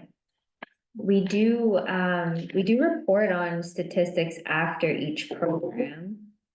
But you were never getting accurate data, so Okay. at least for that one, I don't know about some of the others, like, we don't sign in at the garden club when they come at night. They probably know who comes. There's that tracking at the door that gives you numbers. Do you look that up They don't. based on the date? Like. No, we nobody only was do giving that you for data. gallery It would be openings. I know, that's kind of what I mean about utilization, like, there's a lot happening here, I'm not sure it all is reflected in statistics and numbers. Yeah, to say X number of people walk through the door in a year doesn't pinpoint exactly what they're doing. When the pressure points are either, right? We do a pretty good job for our own programs, but we would have absolutely no idea. But you could ask, you know, if somebody's coming in to use your space, just say, report to us at the end that it was 55 people came to garden club or something. I mean, that's really powerful information Yes. to show the use, even if you are sort of outsourcing it to another group. We could, like, obviously, when a group rents our space, they receive like our fire plan, they know capacity wise, like. You Yeah. can't have more than, I can't remember what it is, but hypothetically, 25 people in this room. But we don't know if it's 2 or if it's 25, we could maybe add it as like not required, but add it to room rentals, so. Like some way, some sort of, I'll look into that, see what we can do. I don't know if we could actually enforce. No, I don't Everybody think it telling us. needs- Like, if you're missing a few people, that's fine, but it's more that, you know, on these evenings, these groups come in on, you know, on average. I think everybody, filled to anybody who's capacity. booking a room is gonna have an anticipated number Yeah, of people coming, because they're gonna be providing food, or they're gonna the chairs, or the, like, I think it's a great question to ask at the beginning, yeah, it's just what's the anticipated number of attendance? If, you know, they're gonna be plus or minus 10%, and that's okay, but at least, I mean, they will have thought through that as to why they're booking this room as opposed to something bigger or smaller. Yeah. Right? That's, like the music event last week that I wasn't able to go to, but I wanted to, but, yeah, you came, I hear it was jammed. Okay. See there. I bring this, Yeah. back to topic. Yes. I do have a relevant question though. Jennifer, do you, after a group has rented the space for a certain amount of time, you get, like before the event starts, you give them paperwork to fill out? Is there anything that they do after the session? Do they do an evaluation or sort of? Not to my knowledge. So maybe if they do an evaluation, how did the space work out? Yeah. Was it satisfactory to your needs? What else, what was You lacking? could do an And what estimated was the attendance estimated number. Number, Yeah, yeah, because it would just be a quick email, fill out this Google form, yeah. or Word. Let me look into that. Okay. It is a good idea, I overthink everything, my only fear though is I don't want to overcomplicate the room booking process. So then people are like, I don't wanna go to the library, I've gotta fill out this. But if read you did it, this. if you did it afterwards as a, you Like know, a we'd quick- love your opinion, but not make it mandatory. Yeah, okay, But then you also have to have somewhere for the data to go. You can't have this front end survey and then not do anything. So I don't know if you've got Yeah. that. But you know, because you know, if you come back, like a lot of times people do that, let us know what you thought, but not mandatory. And I think you'd be surprised the number of people who would fill it out. Mhm. Yeah, people love the library and they wanna keep it, so. Yeah, so if you want this library to stay here. Yeah. Fill this out and give us a good answer. Do you want more space? Yeah, yeah, no, but I think a user survey at the end would be, Even once a year, right? or do it as the people are, like, do they do closeout after they rent it? At all, You or? mean like clean up this? No, no, I guess, so how does it work? So they, wanna rent it, you send them all the forms, and then do they ever get back to you after that? Because it's sort of like, when would you do the user survey? Would it be? You would think it'd be after the event. Yeah, I don't believe there's really much communication Okay. after the fact unless Yeah. there was something wrong or they didn't know where to put something. Now, could like you this. do an automated thing and send it to the person, say, you understand you used our premises, we'd be really happy if you filled this form out. Could you do that automatically, send that in, or is that a? We would have their contact info. I don't know if we could do it automatically from it. I'm trying to think of, Yeah. not a huge workload. Yeah, I don't know off the top of my head. And are they given a physical key to get in the building if it's after hours? Yes, So they have to hand the key back. When they hand the key back, ask them. I believe. Do you know, Mary? I don't remember. I know they're given, Oh, maybe. they must be. I apologize. I don't know like everything. They must though, because there are some bookings that after hours that don't overlap with when staff are leaving. But you'd wanna make it convenient for them, because you use a service, lots of times you'll get an email saying, you used their service, what do you think? yeah, And you can answer it or not answer it, but I don't know what work's involved in getting that email sent out. right. Can I ask a broader question? I may be starting something we don't want to talk about, but I feel like there are two questions or two things bundled into 2.1. One is current facility capacity and Demand. potential expansion. And the second is literally a second branch. Or the first is the overall needs of the community for library services, under which falls what we can deliver here. And so we're back down, we're sort of to the, what are the options, like those options for expansion? I don't know, maybe I'm, Well, we are gonna do that. Yeah. it is the same. Okay, We are gonna do that. We just. started spinning around in my Yeah, head. no. Sorry. We're not I do the predetermining same thing. whether we're going for another branch or an expansion. No, we're just, okay. Well, first, we're making that. Oh, thank you. I guess at this point, all we know is we've outgrown or our community has outgrown our space. Well, we don't, we know it, but we don't know it. We don't have the concrete data that shows it.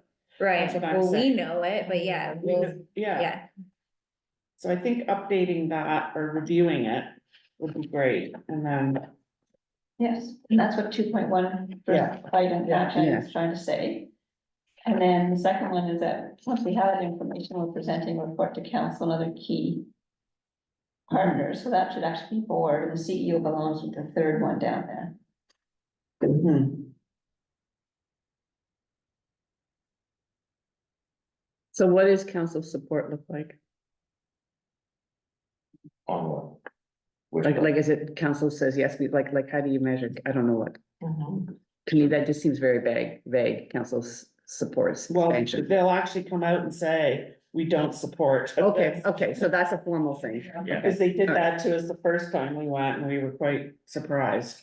Yeah, Yeah, that's right after they all made up They their don't- promises during the election. And then- Yeah, And then we're- changed their mind, and Yeah. we were a bit behind the eight ball. okay, let's move on. So that would be like Okay. formal council support. I mean, you don't put formal in there, but that's what that would Yeah. mean, okay. So let's move on to 2.2. Or even, sorry, but even obtaining the principal support, Yes, right? is it- That's all we were asking for, was to support it in principle, and they wouldn't get behind it in principle.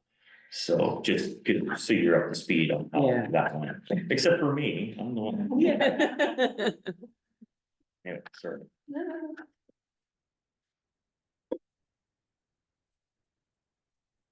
No, this is the little another, libraries. yes, this is a Mary. kind of. Yeah. I don't know if we want to call it the Free Little Libraries Oh, Project. yeah, you can't even see the screen. You have no I've idea. got Oh, you have it that. up? Okay. Sorry. Using reflective Saw services, that. right? Because nobody's sitting there, you could go back if you You wanted. could go back, yes, yeah. So is this actually called the Little Libraries Project or the Free Little Libraries Project? Free Little Libraries. Okay. Yeah. Add that in. And we also want to report on, like, so there would also be. We'll find out like how well they're working, yeah. So we have a number of locations installed, but there's also utilization numbers. Yeah. So I'm not sure what the usage figure would be. Maybe it's number of users, number of resources, I don't know. Do we want to measure usage right away? I don't know, it might take, Yeah. I'm just thinking pending when they install, Mm. the little libraries. And then there's obviously, I would assume that like the winter season is a little bit of a, Could you maybe use it something about awareness, some measure of awareness? So like if one person uses it and then you see next month 3 people have used it, I would say that'd be increased awareness rather than. Well, I don't know if we're gonna know. So how do you measure that? Because nobody's standing in the library going, is Well, one person coming with one book one day and the same person comes back and grabs 3 the next? That's very true. Yeah, just Yeah, maybe it may be back to the point about if we're gonna try and collect some feedback. Is maybe it's just, number of feedback collected at the very number of surveys number of surveys. responded. Yeah. As a first measure and then. It is the first one. Yeah. Yeah, Number one, get it installed. yeah. Yeah. And Parks Department's gonna do that for you too, right? Yeah. But I would still. Harry's need- halfway Survey, what do we survey? So, Yeah. we'll ask you, so. You do. Well, you, Can I jump in? Is there, because you're running this project, are there expectations of usage this year? Or the timing? Just really get them installed. The timing is to just get them installed and to ensure that we've met, the grant requirements provided by Rotary. So, like, the partnership hasn't had a meeting since I've been back, in the couple of weeks I've been back.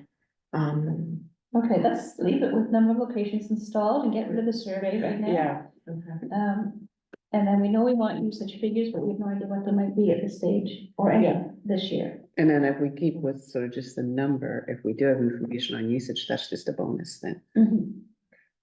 Oh, that could be our base. So contact. Yeah.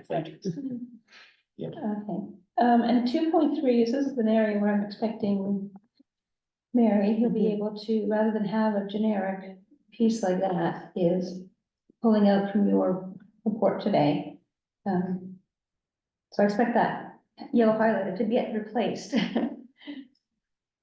yeah, and With just more some detail from concrete your report. things, doesn't have to be everything, but some of the key things that you're going to be focusing on. And you had 4 objectives in there with some actions attached to them, so that's what I would expect to see showing up in these objectives. So, different spot. Yeah, so you'd have a different, because the new service is introduced, that doesn't really cover your, it's not a very good performance measure because you'd have like the arts walk, and I wouldn't say that's a new thing, that's a Right. recurring thing, but that's a lot of work and it's huge outreach, so I don't want to miss having that reported. Okay, Can I just ask a question, just,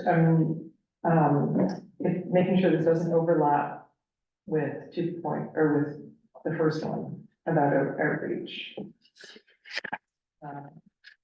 Not, sorry, 1.1, I guess. Increase outreach to older adults.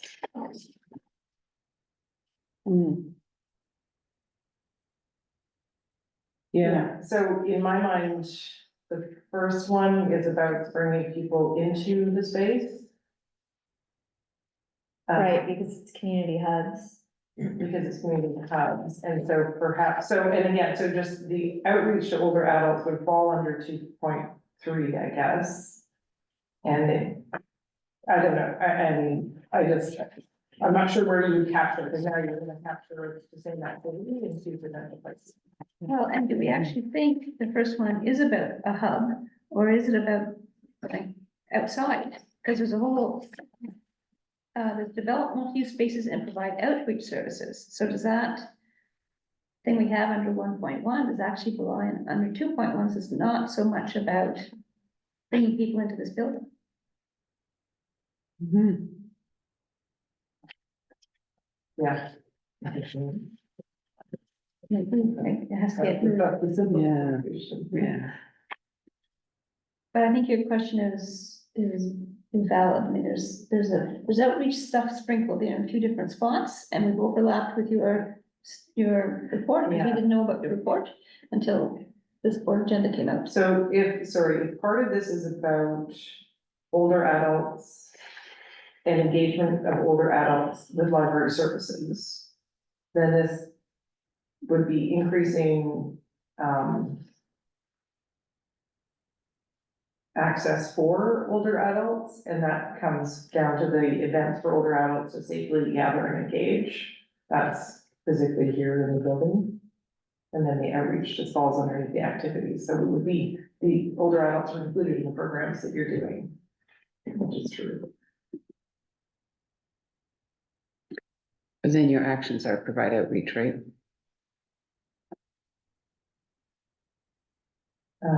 Would it just be, Yes, yeah, Okay, and then, simplify it? and then you're literally, yeah, then the number of older adults participating might be there. So then the question where this belongs is whether this is about bringing them into one of our facilities, or is this Yeah. about us going up to them? And that's what I'm saying, if this one, I feel that this is about, if this is about social cohesion and getting, almost in my mind, that's about being part, feeling like you belong and you're part of the community, so you're actually physically coming in, 'cause, Okay. you know. So That this is my is, mind. this is about bringing. I like that distinction. Yeah, so then it's in the right place, and it's about bringing them into this building. Yeah, and then the other older adults fall under 2.2, 2.3 activity, Yeah, yeah. yeah, Because some individual facility might be, could be a socially isolated older adult. Okay. So can we move on to technologically connected spaces? We just have the one here.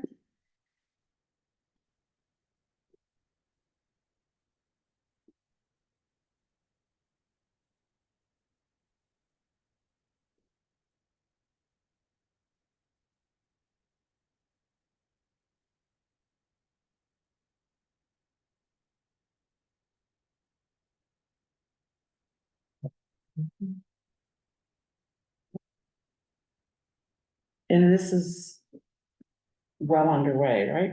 Yeah. Is there data currently available on the number of times people log into the computer? Yeah, we can get that information. So then would we measure the increase compared to previous years? Of the usage data with the new, technology versus previous technology? Something like that? Are we attempting to get more usage, or is it really just about?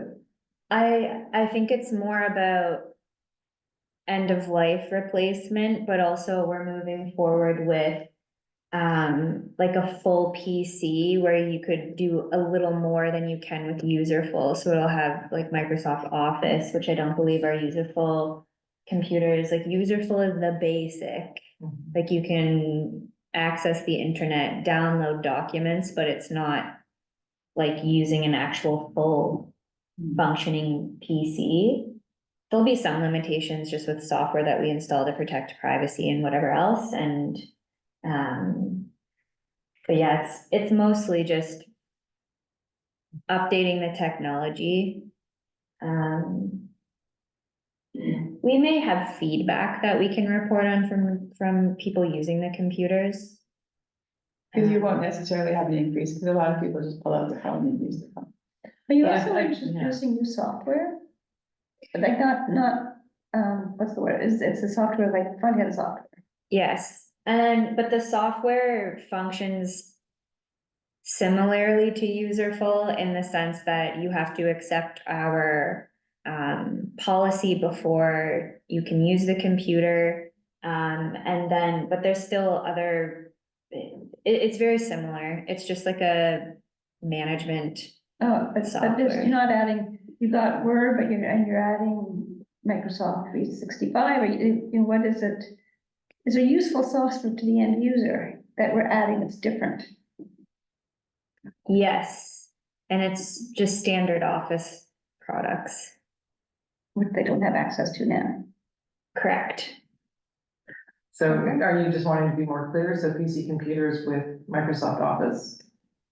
I'm trying to get at what else, what's the other advantage to doing this to our users? So it's computers installed and new software, new Office software or something. But if they're old devices, like they're becoming dinosaurs, right? Like you can only, like a physical device only lasts for so long before it's. Yes, So it's more about the actual physical device than the software itself, or both? I think it's both. I think that's what I'm hearing. It is both, Mhm. Because we do track number of computer users. yeah. So I would just, I think we should add that. So computers installed, number of, number of, whatever you call Users, it. Users or user sessions, whatever. Yeah. I think you make a good point though about, this is not just PCs, and maybe in the action, I'd say PC computers with Microsoft Office. If I don't think anybody's looking at this, that is significant, and so back to the SROI, that's an expensive piece of software for, there's a lot of people who can't afford crazy. Yeah, Those only- programs, so it's not, at least it's there. It's there, there is definitely a dollar value, there, so having it available is a value, but then the number of people who are using it is really important. if I get really into the weeds, it's giving people what they're familiar with, where it's not like if you needed to download your resume or modify a document. It's not like you don't have the ability to do that right now on our computers, Yeah. but yeah, No, but if I wanted to work, if my laptop died and I needed to access something, a PowerPoint or something, right? It would have that program. yes. Yes, okay. So I think that's definitely valuable. So what is business manager? So Apple Business Manager is a way to manage all of the lendable iPads that we have, where right now, when they come back, we have to manually wipe each device. I think there are a few other management tools where there might even be like location and whatever else, but it's essentially a way where, okay, these things come back and we could have one staff member who will wipe, like you could just press a button and it restores it back to you. So it's really just it's making this lendable tech more efficient for staff. It has nothing to do with the user end of things, but it also will help protect privacy in a way, because there could be things that we're missing where this would actually just, in the same way that the software on our public computers, we have something called deep freeze. It's very similar. Or maybe the measure is just, business manager is implemented, right, program implemented.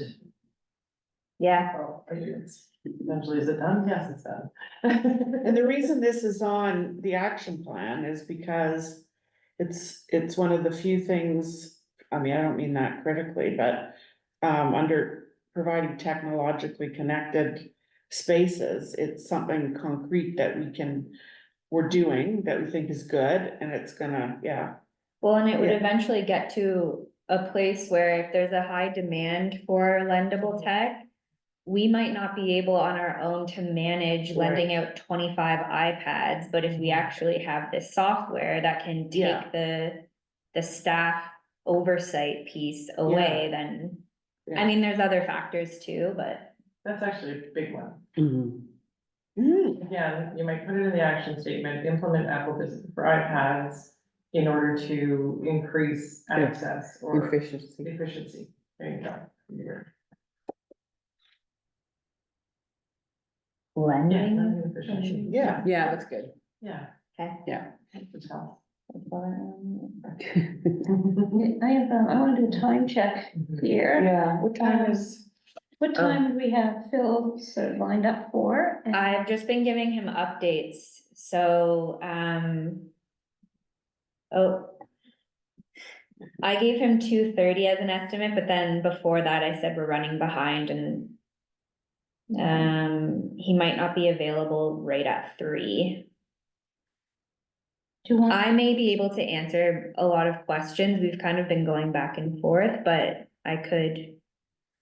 I can definitely get over here. well, yeah, I think it's coming in by Zoom or by Yes, Teams or whatever. virtually, yeah. Oh, Yeah. unacceptable. It's to get it. Yeah, so I'm wondering if we pause this for Yeah. now and go back to that, and then we can figure out a timing on the rest of our agenda. So you want me to see if you can Because hop this could on? be another, at the rate we're going. But it's, This could take us, you know, we're on yeah. page 2 of, 6 or something. So I think we should pause this for now and go to Phil's presentation. Seeing if he can hop on. There he is, okay.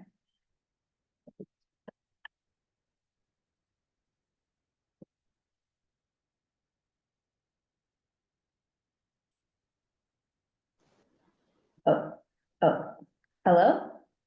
Hello, We can hear you. Can you see us? I can see everybody, yep. Okay, and just an FYI, Phil, we are recording. All right, so we've just gotten to this item on the agenda, so just give me one quick moment here and I will share my screen. No, that's not it.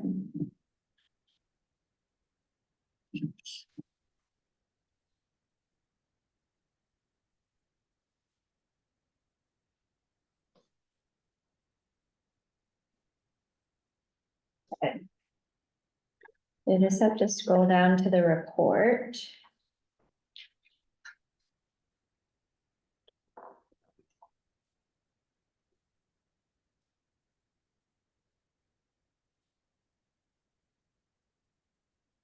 Okay.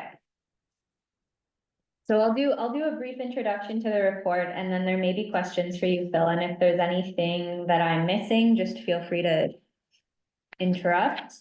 Sure. So this staff report is coming to the board today. It's a request from the municipality for the library board to help fund an accessibility feasibility report. And the purpose of this report is to help inform future funding applications, but also could inform future projects that are priorities of the board. The study would do an audit of Ellie Shore specifically. So the bathrooms would be included. There was a request in the 2023 budget that was approved by council to address accessibility issues with our public washrooms. The request was approved pending $150,000 was secured in grant funding to reduce the impact of the levy. The town did move forward with submitting a grant application. They were unsuccessful, and so the recommendation is that to strengthen these applications moving forward, we need a third party to do a wholesome study of what is required to meet AODA legislation, but actually go beyond that. So the consultants that Phil has been working with to solicit the quote that was included in, and the scope of the project included in the board package, they go above and beyond. There's something called the Rick Hansen standard. And so that's really great because we would be keeping up with future changes. So it's going above and beyond. We're not doing the minimum. We're getting someone to come in and tell us, how do we make this space the best, most accessible space it can be? And should the board move forward with supporting the request, which is a $4,900 request, then that would have to come out of the library reserve.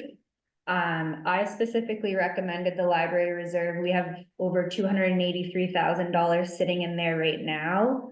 And that is the board's reserve. So should you pass a motion to support this request, we can easily access the money. We don't have to go to council, and this can really streamline the process.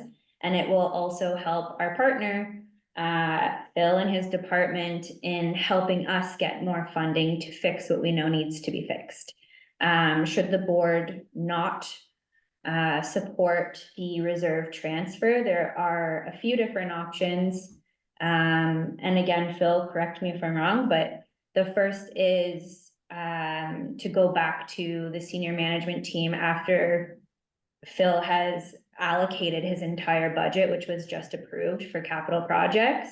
And there may not be support for that. The second option is going back to council for the 2025 budget and requesting for an additional $150,000 to support the renovation of the washrooms at Ellie Shore. The one thing that has come up, and Laura, you've mentioned this too, is there are other areas of this building that we have already identified as inaccessible, the story tower being one of them. We have children with accessibility needs that can't necessarily participate in story time in the tower. There's stairs going down to the main level. And I believe there are some other. I think there's a step down into the enclosed garden, which makes it inaccessible as well. That's correct, yeah. So that's the request coming to the board today. The $4,900 is not the full amount No. for the library portion of the study. This is a request for half of the amount. And so there is one other alternate option, which would be to approve part of that amount, but ideally to have support for the $4,900 will definitely push this project forward. So you mentioned the other accessibility issues, or two of them. Is this study going to cover all of them? So the washrooms, the story tower, the garden, and anything else? They're doing the whole audit? Jennifer, right, if I could jump in, yes, the study will cover the entirety of the building. Our effort will be to create a report that will give us information for, the next minimum 5 to 7 years, and could provide us detail on how to correct those problems for the entirety of the building. And Phil, you found your portion of your half, no problem? Yes, I'm there.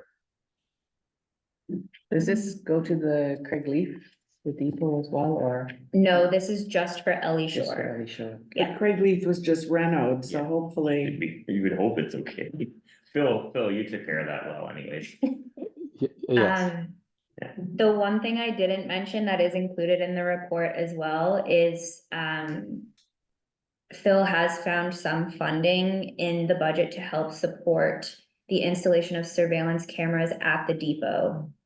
And so there's only so much you can move around for specific items, so it's a matter of, and that would be anywhere from $8,000 to $10,000 that the town would be contributing to a project that was not included in the budget.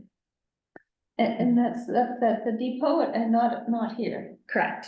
Okay. And it's just a matter of where the funding was found in Let's see. Yeah, line item. his budget. So I have a question just in terms Can I of, jump in? So Carol has a question, Yeah. Mary has a question, I have questions.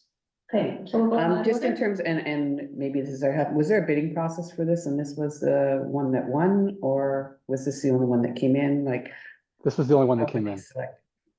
And there was a call for proposals, and this is the only one that came in? Correct. Okay, my question is, so picturing a couple of different scenarios, if there is a decision made by council to expand LE Shore significantly, will this report be applicable to that?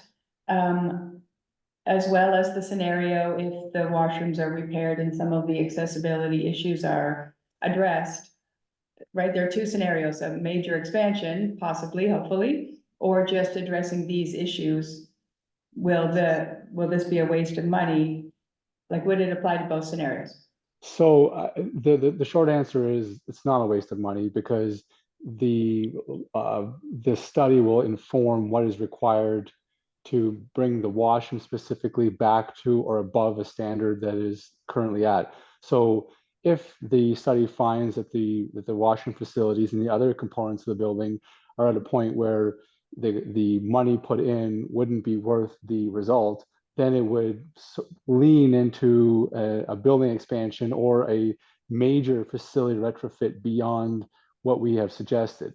So in both scenarios, the report plays a key part because it informs us for current facility modifications, and then it drives the process of doing major facility additions in the future. If there is an issue that is outstanding to the point where we deem it to be, requiring major changes. Right, because like if there was a major expansion, probably the washrooms would be moved to a different area in the building or into the expansion. So that Yes. would be open to that possibility. Okay, thank you. I have some process questions. Is there a committee that's overseeing the work? A Or committee? is it just you? It's Bill. Oh, well, I'm the guy. So, but Okay, okay. I wish there were more, but again, I always bring the supporting people with me along the journey. So in this case, I think Jennifer would be a part to it. I think that some other facility staff would be a part of it.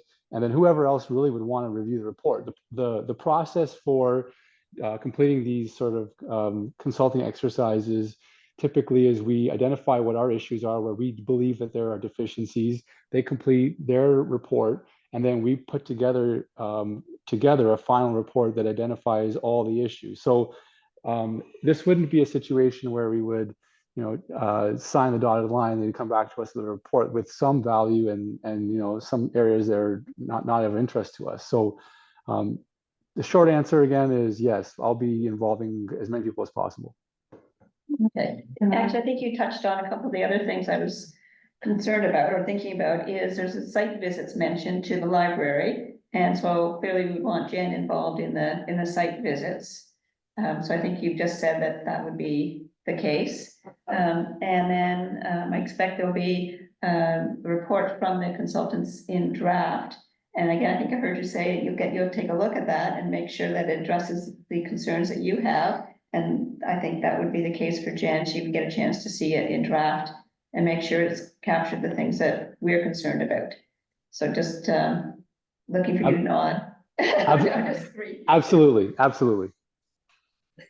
I was gonna build on that, and again, I don't wanna add extra steps, I'm just wondering if, for that final report, is there a mechanism or a way of confirming that the, library CEO will have, a final authorize that we are in agreement with the report's findings?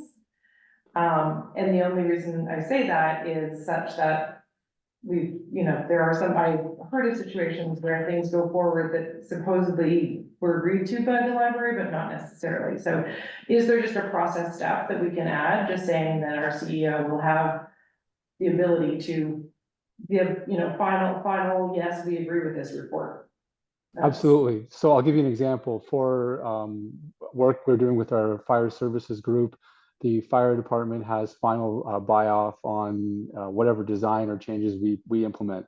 I can include that before we sign the contract that the library CEO has final approval of the document once it's ready to go. Yeah, not an issue. That's easy. Yeah, perfect. Thank you. Okay. And TPM is the actual signatory with the consultant, not us. Is that correct? Yes, but I can add library. I can add library, no problem. Oh, I don't, no, I'm not asking that you do, I'm just, just Oh. wanted to, that's what it looks like to me, and that's fine. Okay. Yeah, Nice work at Fire Station 2 too there, Phil. I was there with the chief the other day. We're trying what we can, it's not easy. Doing a but great job. thanks. Beautiful. okay. Are there any other questions for, Phil or for Jen? No? Move to approve. Okay, can I have a mover and a seconder that the board approve a $4,900 transfer from the library reserve to fund the accessibility feasibility report for the Ellie Shore Memorial Library? Carol and Julia. Any other discussion? All in favor? That's carried. Thank you. Thanks, Bill. See you tomorrow. All right, thanks, guys. Thanks, Phil. Thank you. Bye, bye. Bye. Oh, I almost ended the.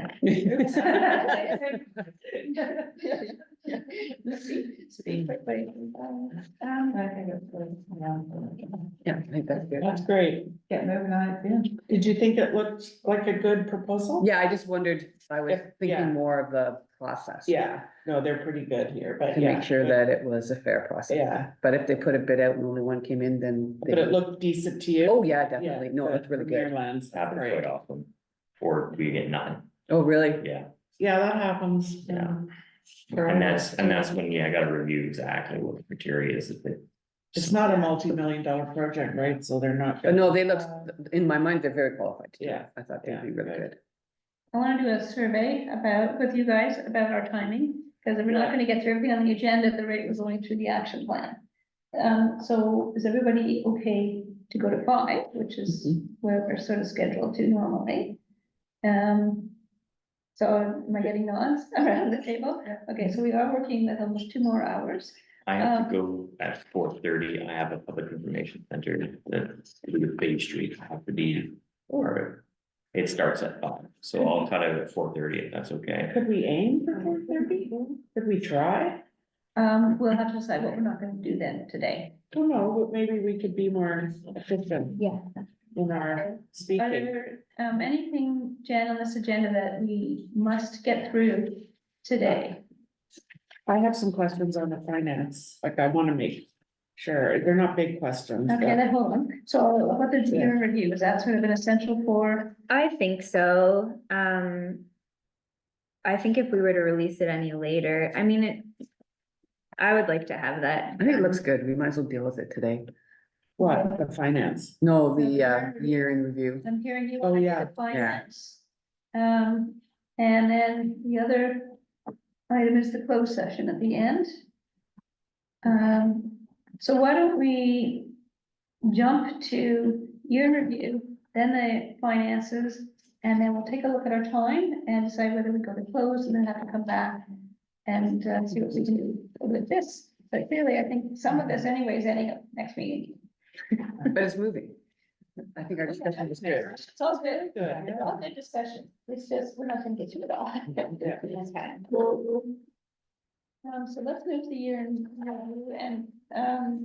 Miriam, if you wanna hang around for this, I mean, you can if you want, but it's up to you. Probably have other things to do. We can always call you back in if we get back to the action plan. You tell me. what She you- may be what you leaving prefer. before 5 anyway. I'm happy to stay, yeah, I'm happy to Are stay. you learning anything? Are you Absolutely. having fun? You missed this part so much.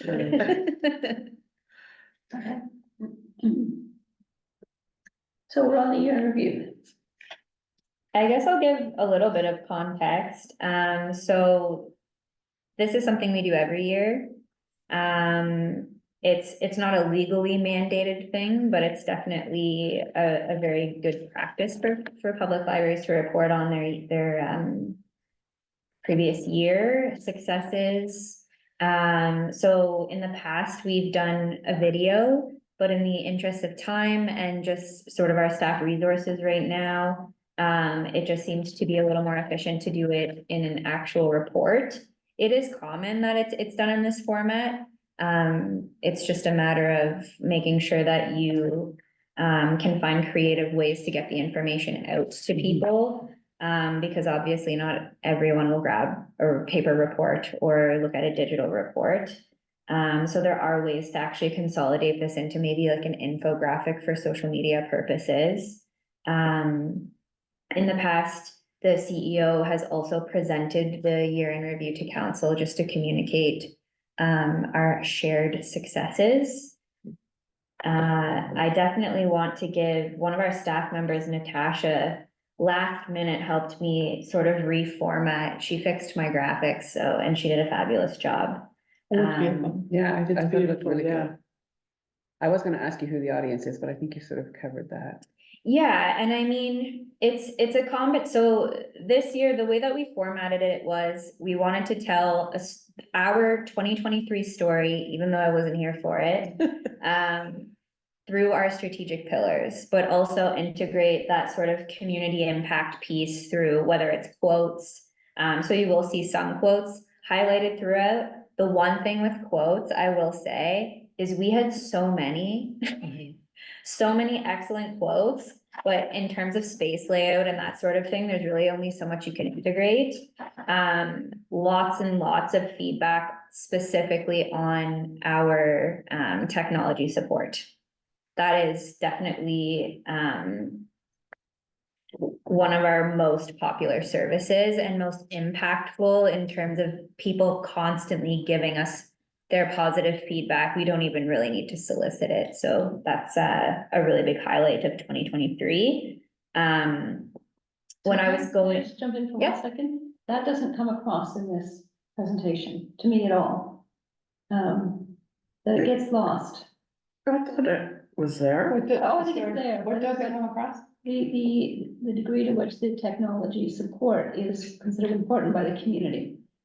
There, I did include, well, this is where I tried to highlight it with the quotes, but also, so we did ask for feedback at one point, thinking maybe we would get 1 or 2 people that would give us a great quote. And within, it was a very short period of time, we had over 12 people who gave us detailed like emails with their impact stories. So obviously I couldn't necessarily include, like I had to condense some of the quotes and how they fit into the story of 2023 and what else was reflected on the page. One of the challenges, which is kind of positive in a way, is how do you fit all of this positive stuff into one? There was a lot, so it was difficult to select what we highlighted and how we did it. It jumped I out to me. Why didn't it jump out to you? Yeah. Is it because it says 12 people? 12 sounds very minimal. Yeah, so we could say numerous. Or we can simply add a whole bunch more quotes. Where? Then I think it's gonna look very busy. Busy, yeah. Already very busy. I know, that's been. I like See, I saw so your much- suggestion, I saw just so- say there was a number, there were Yeah. very numerous positive Yeah. coming back, and here's one we highlighted or something, I don't know, Yeah. we'll submit it, but. My intention too would be that, should I be directed to present to council? My presentation can have more than what's on the report. Yeah. And it will. It's not just a matter of me presenting to council and reading word for word what's on, the physical. Like, I thought your comment from Wayne was very good, because it's touching on the older adults. Well, Yeah, I'd like to see actually more of the anecdotal Yeah. comments included. It's the stuff in white, you know, and I wondered whether, I mean, on the left there's a lot of sort of densely packed words, and can that be point form? Yeah, or is it, like an infographic?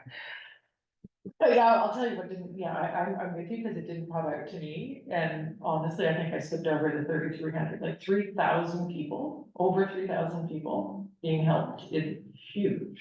It's really, really big. no, we're, You see, And so it's I lost think there's in a the air. combination, I agree Lost with what in you're saying, Laura, like, yeah. I think if there's a combination of the volume. I could also And then, bold and yeah, change the yeah. color of Some. stats that were highlighted. There was Yeah. also, like, the final page was meant to really condense the Yeah. numbers that are traditionally reported and asked for.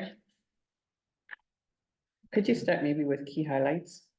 Was like an executive summary, but you'd call it key highlights and say we reached 30 and then put your stats at the very beginning and then get into the more detail? You mean just move the orange section up? No, higher?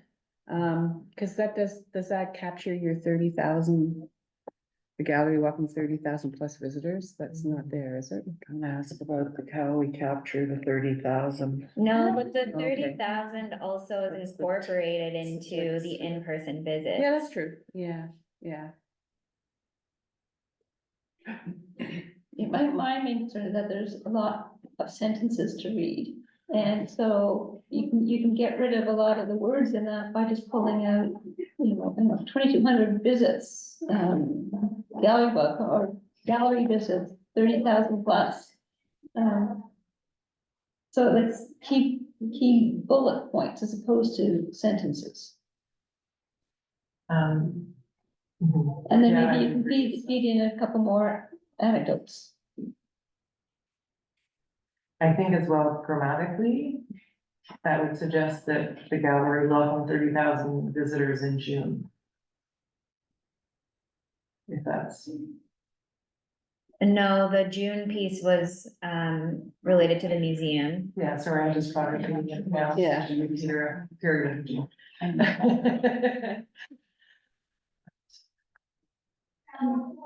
Yeah, I think you're right, sorry, I think there's the full answer of. I don't want, like, I feel like we're maybe being picky. I think maybe take some time to, maybe, I like the idea of some bullet points and maybe can fit in another quote, but, I thought, I was so impressed. Yeah, I was too. I just wonder, we're into April of 2024. This is 2023. We could wordsmith it for quite a while and Yeah, then it gets out, like, so Needs to get out. maybe for if we're- next year, maybe for next year, we look at, like, I don't know how much work you put into writing it and Probably a lot. I stopped myself from wordsmithing it because I don't really think that's our role was to wordsmith the report. I think it's more, we say congratulations on the excellent results you have and sort of let the report go. To fiddle with the layout is like an eye, wanting to poke your eye out experience. I know Yeah. that. Yeah, But bolding, like, You could at bold and change the color to make the numbers pop. I have one suggestion for the very last sentence about you, Jennifer, but I'll email it to you. And to save time. Take it or leave it. Okay, so what I'm hearing is pull out some of the numbers so that they're bolded and they pop off the page a bit more. And otherwise, any other ideas, that's just abandoned for now. And then we could talk about what the 2024 report would look like, which would yeah, be and we even, what the board, like the board was there for the whole year, right? Yeah. So, and Jen too. Well, and I Yeah. had a conversation with Jen about the fact we've been doing videos for the last couple of years, which was extremely popular, particularly with the council. And, but we're not in a position this year to do a video. I think it was partly, Sabrina's husband that did the work for us. And that's another consideration, is I know, the video was very, very popular. So going back to a written document is, less compelling, I would say overall. And, Marie can talk to you about things that she could help with for next year. Like She had some experience in that. iMovie and, yeah. I just wonder. Like, the council, if that's what council likes to see, but in terms of views, I don't think the statistics were strong enough for the work that goes into building the video. Mhm. If that's what the board wants to see, I will do it. well, also you have an awful lot on your plate. Yeah, It's not no, more important than. Yeah. Other jobs. you have. And I'm not suggesting it for this year. Okay, I think, we just need a motion to approve. All I'll second. Okay, so Sean and Julia, and the motion is that the board receive the 2023 year in review and approve for release. All in favor? Okay, that's carried. Then shall we go to the financials? And can I have, yeah, probably for the 5th time and up, because I never, it doesn't sink in. What is, what are all these town lined and, Yeah. yeah, like I can explain open that. reserve, land reserve? Yeah, sure. So if it says town lined, that's an account that the town of the council holds. Yeah. And so if we want to access those funds, the board would have to pass a resolution that would then go to council, and we would need a second approval from council to actually access the funds. Okay, Any account that's held by the board is managed by the CEO. And the board, we wouldn't have to go to council for that second sort of approval. okay. And then the open reserve, I know that, we were told numerous times by Sabrina that we're saving money for a year that we expect to be over our budget. Because of maternity leaves coming back. Like she said, you remember all This is this? about the money we got from council to cover The the full-time. big jump in the salaries that were implemented a Yeah. couple years ago. And that we were able to carry, because of our funding agreement, we're able to carry the surplus from year to year, and that money is helping us to balance 24 and 25, I think. Yeah, and then we Yes. get back into, Then we get back into more in-year Yeah. stuff. And so some of that money is gonna be in that 285. yeah, And so that's a good segue to come back to up the ante for that percentage, right? Because then you can, because looking at it right now, if we tried to come and say, council would like the Yeah. percentage to be from 6, we want it to scale up to 6.3 or 7%, then they're gonna scrutinize these numbers and Yeah. say, wow. You don't but need have- the You don't money. need it, you got it, because they don't see it forward enough, they won't see it forward enough that it's not about right now, it's about next year, we're gonna need it, but. I hope that Yeah. helps. and then that led me into in the finances, I didn't have a total. Like, I was trying to figure it out, you have I saw you had the. Yeah. I wrote on mine a bit though. That's all right, I can just grab it for a sec, but, yeah, like, so. No, that's Q1 24, but where's the 23?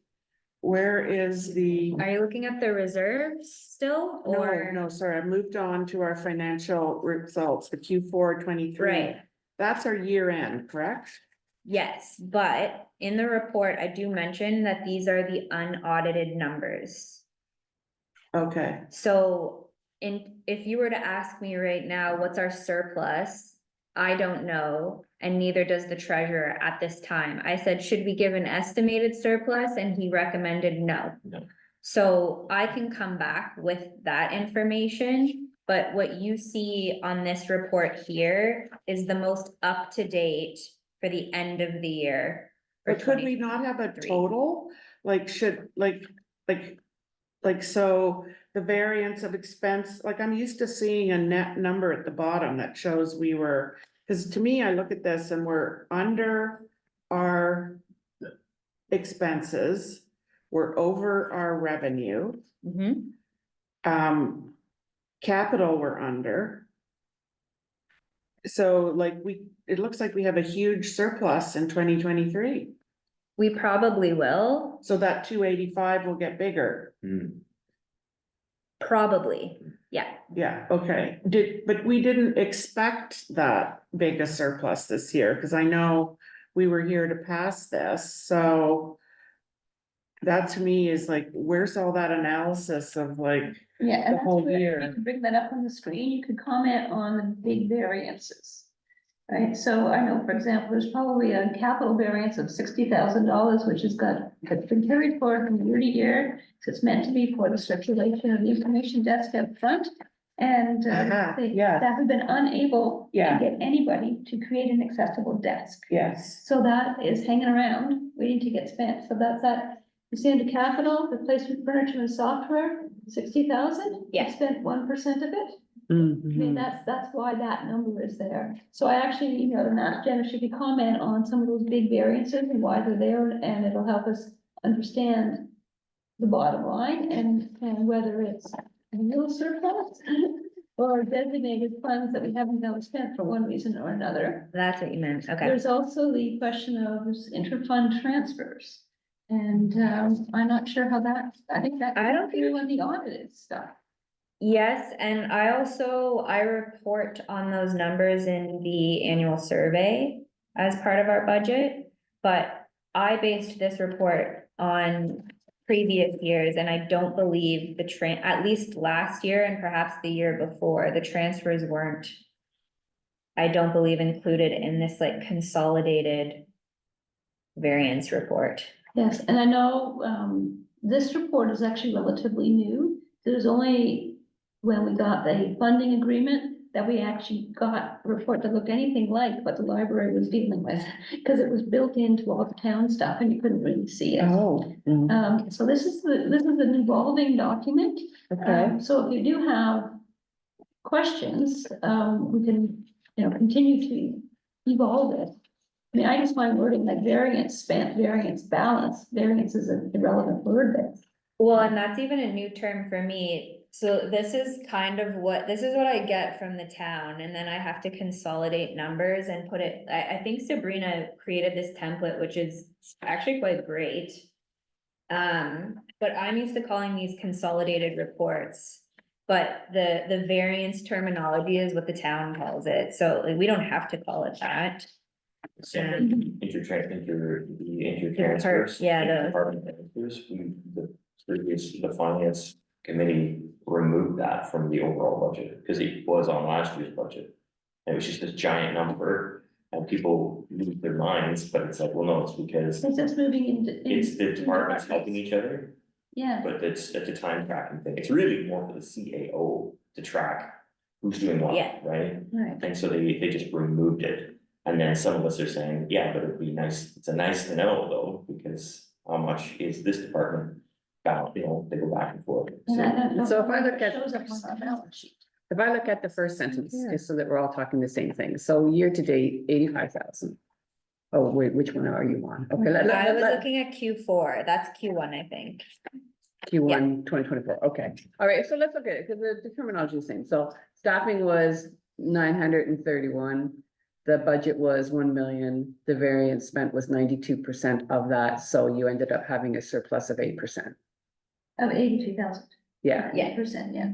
okay, so if we look at the Q1 for 2024 then, and we have staffing, and we have a variance of 8%, is that meaning that we're under 8% so far in spending this year?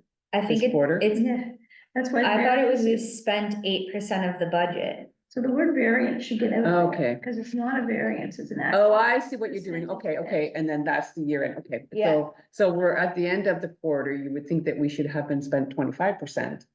But we haven't because it's 8%, so we have currently, if we on this trend, we would have a saving in staffing. Yes, Dollars. the Okay. only thing I will mention though is that finance is currently working on the end of the year still for 2023. So it's also possible that not everything has been processed and Yeah. is reflected in this report. These are the most up-to-date numbers I have for the first quarter. They haven't And I given think- you Q4 for 23? We're talking No. Q4 here and Q1 there. Yeah, Yeah. and I think I know DES might not like the term, the variance term, but that's because it's unaudited. So it might vary, right? Oh, That's That's a good why point. it's called, that's why I thought it might explain further. Okay, So calling it a different name doesn't change what it actually is. which that's is- right. It's right, it's possible that it could vary, You right? could call it unconfirmed instead of variance, but that would even sound scarier. Yeah, no, yeah, it's like unconsolidated debt, right? Yeah. It's also like, how can debt be not consolidated? Doesn't make any sense, but it does in the municipal world. That's where that name is from. That's why it carried over from our terminology to this. So I think we should just be really clear that this is the variance report that is not final. Yes, That's and I did include that in the like body of. Yeah. Yeah, but, my and there report. also should be a total of the operating. Like, you don't have to do it for this, but maybe moving forward, just so expenses and revenue, not capital, but like that you see. Cause capital's a different animal, Yeah. right? So everything listed under expenses would be operating. Right, and like, so we should see, I mean, I added it up in my head, but you know, like I sort of said, okay. Can I 30 make a suggestion for future reports that we get rid of the word variance, because I think it's just confusing to us. And then maybe in the heading, say unaudited. So, you know, there's, Or not yet final, because there's a difference. It's not even final, you said. No, So not only is it not audited. Like, my God, they Still just, estimate. Most companies just call it estimate until. yeah, exactly. So it should be, yeah, just Q4 estimate. yeah. Cause I didn't know that. And that would, and I Well, mean, that would be the same for, until the board receives the audit, Mhm. everything, every Q1, 2, whatever is all an estimate. Or you could just call it unaudited. Just either way, so long as it's clear. Right, as long as it's clear. clear. Would you prefer unaudited? You just wrote. I do. if Okay. everybody- Is there an audit done every year? Yeah. Yes. Okay. Oh, yes. Okay. KPMG Yeah. does that. Okay. Yeah, all right. but we also close a quarter. Finance will close a quarter. Yes, you might go back and change it when the auditor's in and says, whoops, that really shouldn't be there. But it's still like there's a final quarter result. As well as then at the year end and audited. So I heard you say finance hasn't finished, so they could be still adding up stuff and coming back and saying, oh, whoops, we forgot to take this invoice out. Oh, I To my knowledge, it's not gonna show up as a change in the quarter, it will show up in a Q2 report, at that stage. It's not like- Right. For the end of last year? So I So can get just one corrected. discussion here.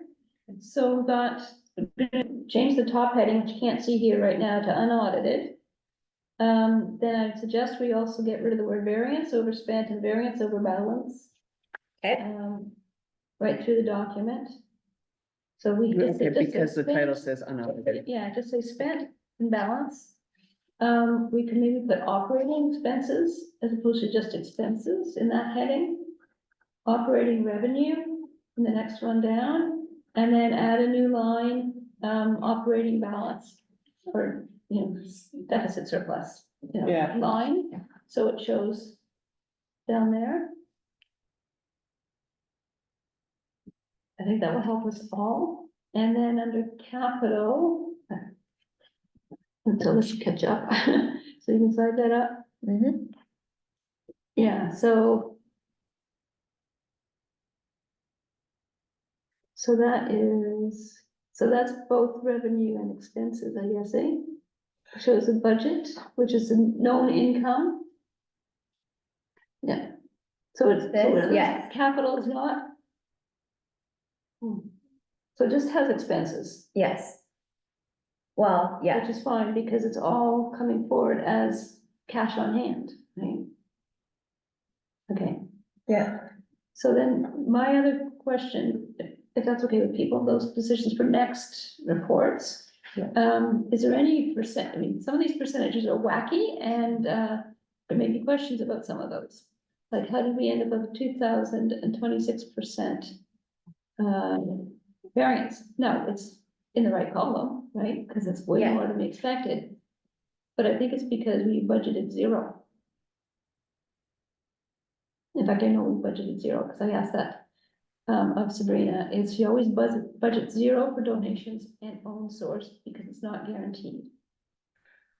Which I find odd. I would budget to actually get what we thought was kind of reasonable. Well, there are numbers in. yeah, I didn't put, like, this carried over from the other reports. Yeah, and I mean, But maybe then- for next year's budget, hopefully we would adjust it to something more realistic.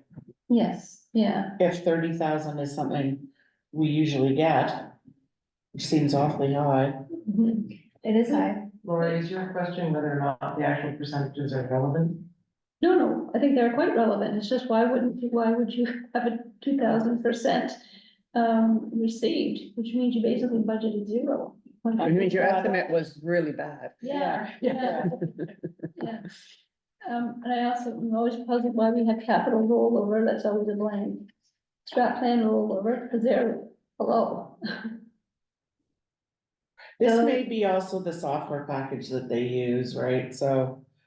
It may be sometimes, It could be in whatever Sabrina's building block is too, right? I don't It's actually just an Excel, just. Yeah. like I can, Plug numbers in.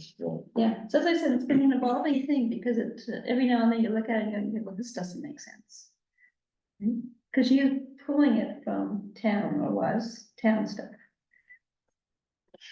So you can work with it, Jen, to make it make more sense. you don't wanna receive this? Okay. Yeah, that's what I'm used to. It's a little more simplified, at least I asked them not to put the interdepartmental, like I used to, Sabrina would go through like a 400 page, she knew where to go.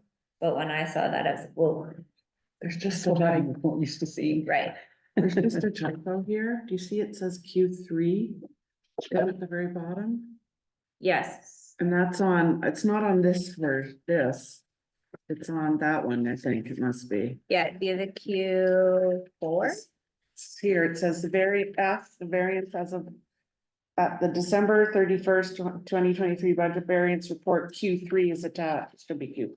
yeah, you're right, thank you. So are there any other questions you want to ask about the Q4 or the Q4?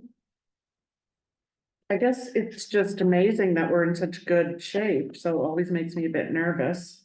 So I was gonna ask the question for the Q4 or the Q1 for 2024. We're at 8% spent of the staffing. Is this something that's normal, or is this because we have staff off? Like, really, it should be 25%. Are we waiting to fund some summer students? Like, why is it only 8%? Yeah, it would be a combination of all of that. We still do have a staff member on mat leave as well.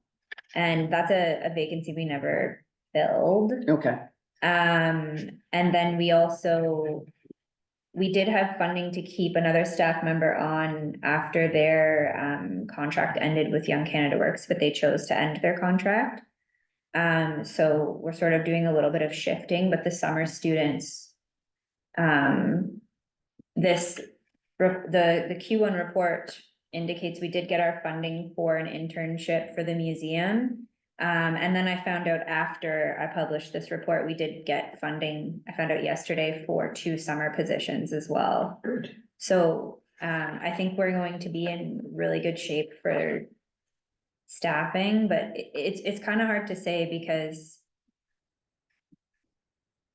it's not fully up to date, but Right. I don't know if yeah, I that, know that this is still unaudited. Yeah. We'll use that. But No, it leads to the question of why aren't we open Sundays, right? Cause we were told we had not enough money. And instead, we seem to have all this money, so, and council asked us too, We're saving it by not paying it, right? we're saving it, but.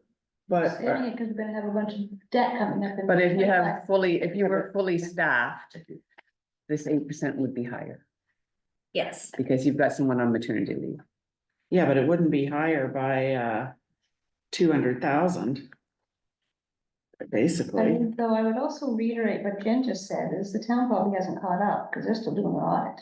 So Now, the other one, the training and travel at 44%, that's another one that sort of jumped out. Is that because there was conferences at the beginning of the year and? Yeah. that's- and we did Okay. this year, I sent one more person, so typically we only send 1 or 2, and this year there were 3. Okay, And it was the major conference for Ontario Public Libraries. okay. Yeah, there's a lot of zeros, so that's very scary. And Toronto isn't cheap. Mhm. Toronto's not cheap. Mhm. No, Yeah, and Okay, I anyway. would just ask, is there anything now that you dug in, and you're seeing this, do you have concerns with where we are with any of the numbers? So, I mean, is there replacement, that's, the books or even, equipment services? Is there enough money in all the buckets that you're comfortable with, or are you now concerned about anything? I don't have any concerns at this time. The only thing I will say is I'm still working to understand all of the financials, but the meeting that I had with the treasurer yesterday was very helpful. But yeah, like, I don't see us overspending in any line. But we don't want a huge surplus in any. No, no. Yeah, I don't have any concerns right now. Great. Well, no concerns that we're gonna run out of money, but do we have like, it's the opposite. The surplus. Yeah, is the surplus gonna go away? You know, like. That's kind of, Are you thinking specifically the staffing? yeah, I think so. correct. There's other things that we're talking about kind of internally too, like it's just a matter of, I'm really waiting for us to have a full management team. Our other manager that's on that leave is returning at the end of June. So I'm not really comfortable to make a major staffing change until, The dust settles, or, Yeah. yeah, Maybe the end of Q2, which would be half. we'll Halfway have in the more year, sense, would have, yeah. yeah. Okay, that's my questions, thank you.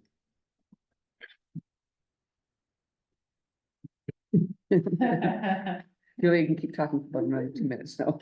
Can I have a motion to receive, we don't repeat these things, the 23 Q4 report and the Q1 report as presented? Joanne? So we only received the financial report, I don't know if I, Yes, we received it, because it's all historic anyway, there's no point in approving okay, it. good point. Yes, dollars already spent. I'll second it. That's huge, all in favor? Great.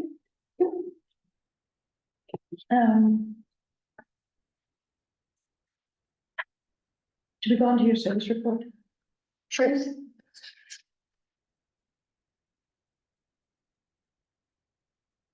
oh, what am I doing?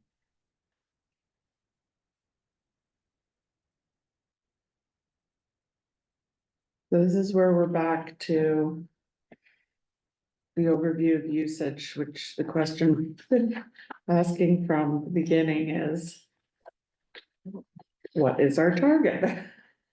I removed some of the Yeah, stats that, thank you, Yeah, because, that made it confusing. yeah, yeah, and so it looks like a very condensed version. The other change I sort of made was I incorporated relevant stats within the write-ups under each section of the report. So I'm curious as to why we see decreases in March versus February in some of them. Like the gallery attendance, the gallery physical, oh no, those were increases. The volunteer hours was a big significant decrease in March versus February. Yeah, I noticed that too. It could have simply been a reporting error too, because a lot of the time it's reminding people to sign in and record their hours. Okay. But the volunteer hours, I've been doing estimates, and I think Sabrina did this as well for the board. Oh, So it does include the time that you put into meetings, an estimate for preparation for meetings, and then sort of any of the side work. So February was very high because we had a planning meeting and a series of smaller discussions as well.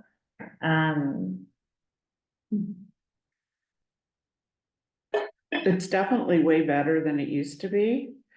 And is that something you want to see? Volunteer hours?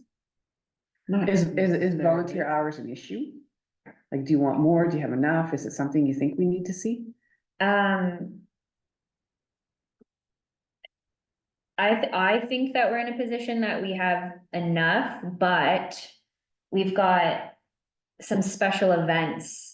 So almost sort of one-offs that maybe could branch into something else that are coming up. So Mary will be working with various staff on recruitment for those initiatives, but in terms of, you know, working with the collection, There's certain departments that are like, no, we don't need volunteers because we're in a position where you start to take.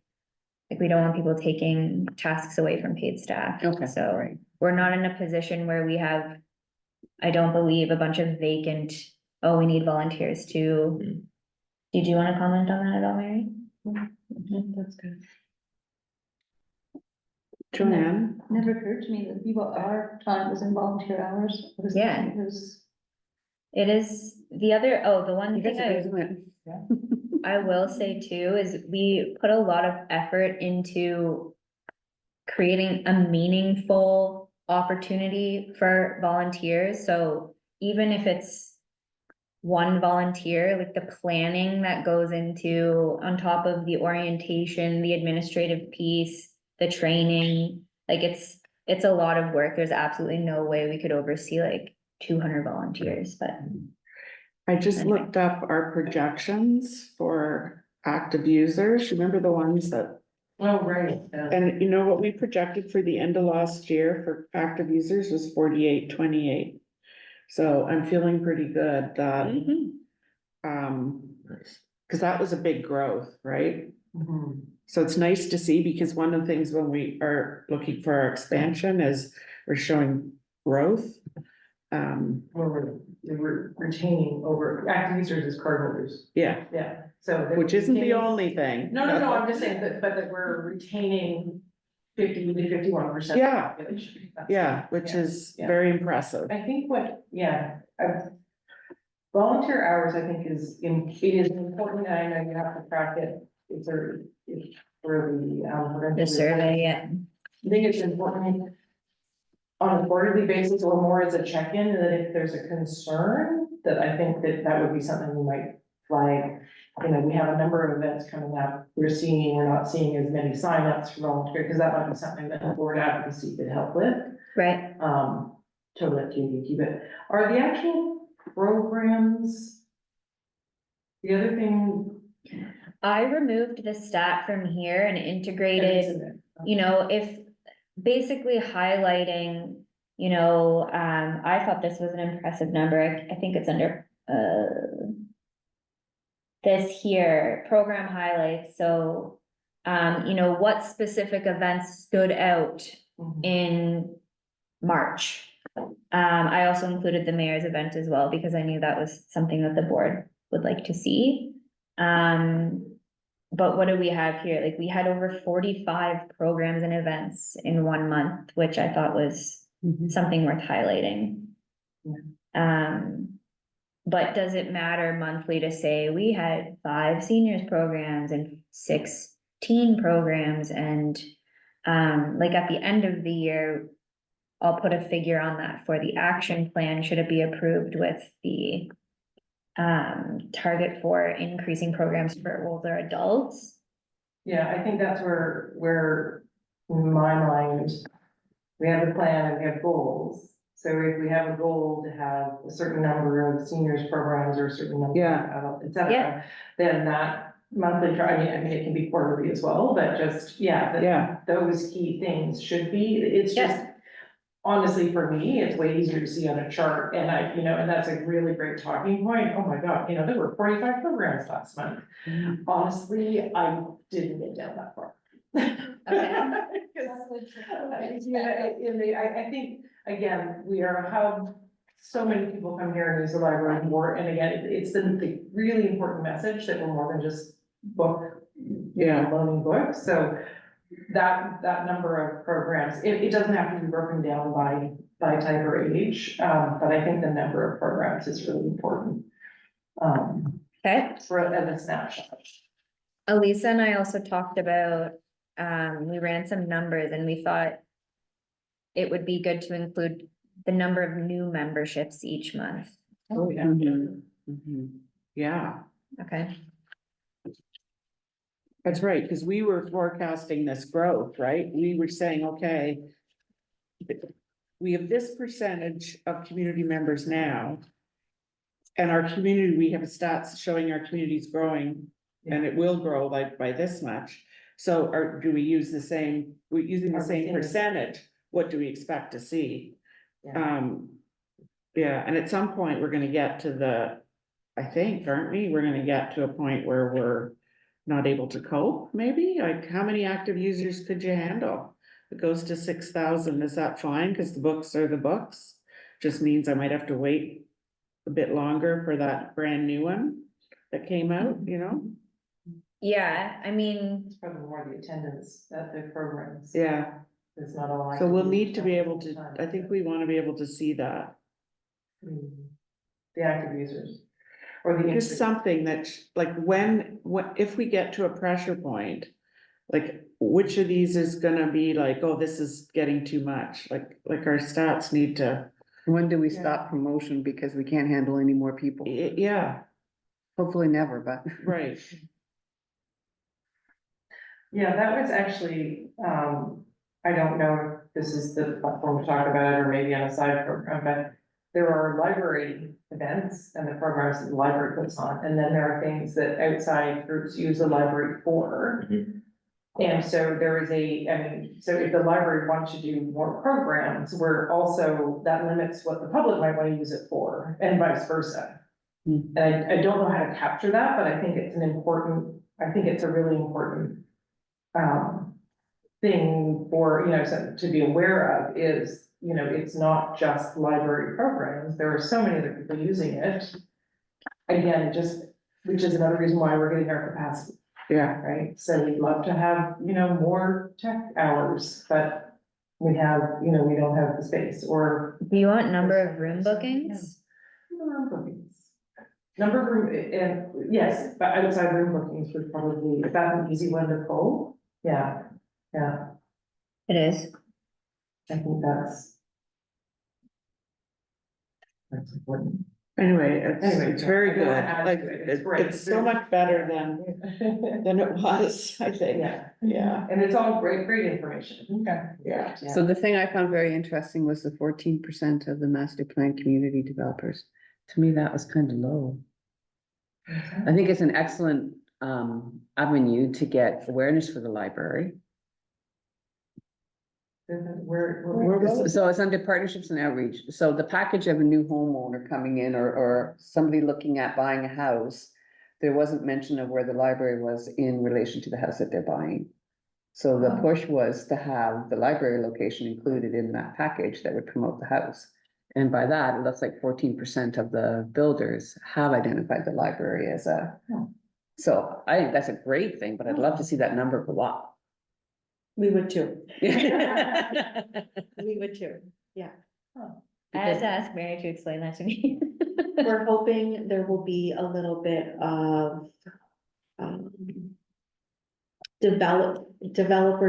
developer competition to make sure who has the best amenities map, Yeah. and that we would be included on that.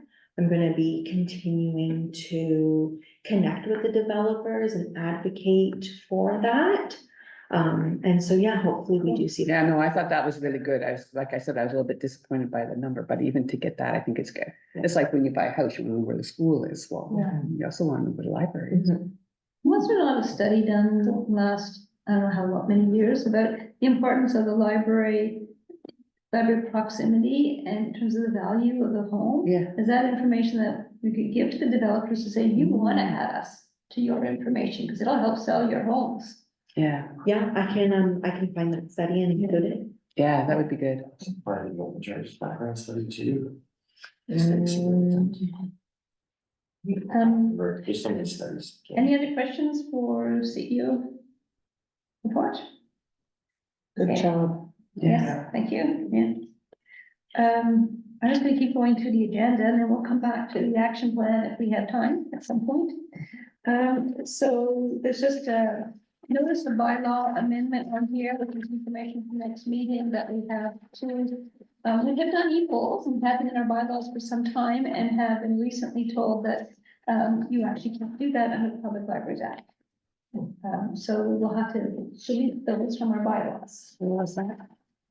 It's just a notice on the agenda, there's no report. Oh, okay. What's that? Don't notice a bylaw amendment. G, yeah. Yeah. G. Thank you. What's up here instead? We just have to call special meetings.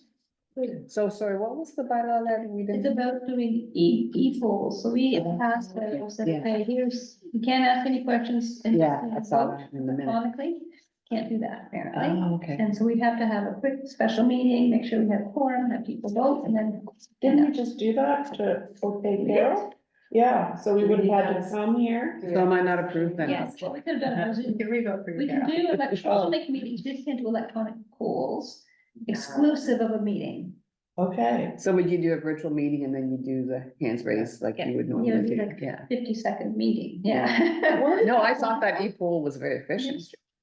Yes, for all, like not for profits or, for public libraries. oh, just for libraries? Yeah, Okay. because, and this came up a lot during COVID, and I had remembered it was something I asked maybe a year ago.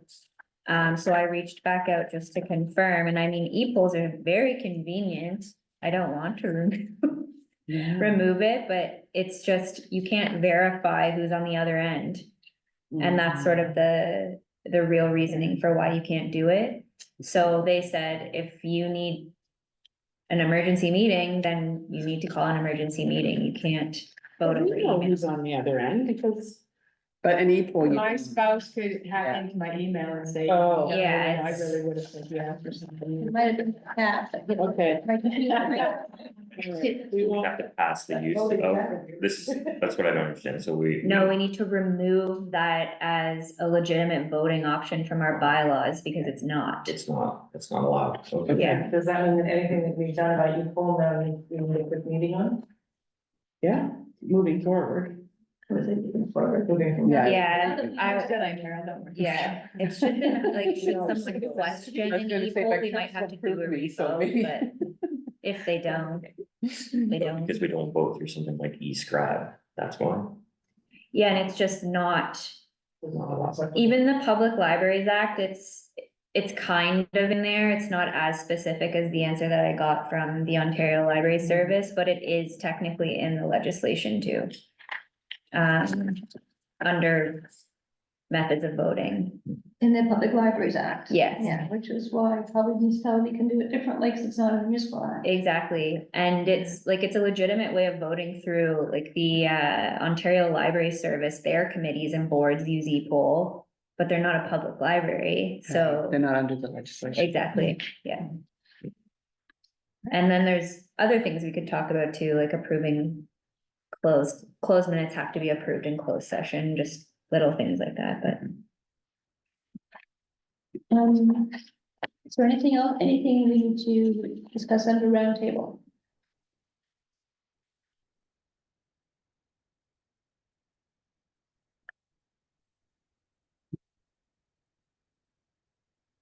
Seeing none, shall we go to key messages? And, I will pull up okay, what I. And this is something we worked on in the meeting, the key messages.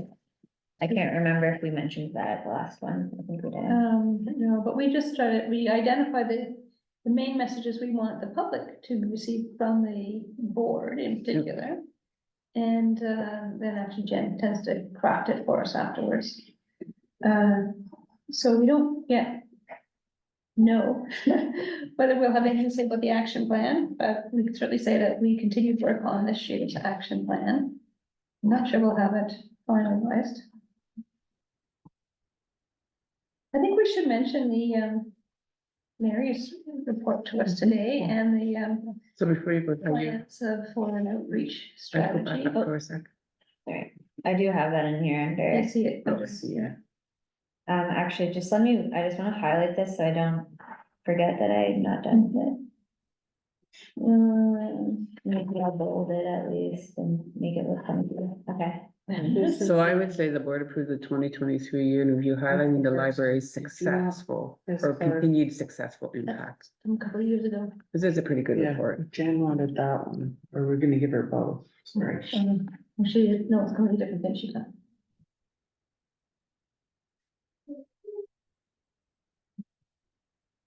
Yeah.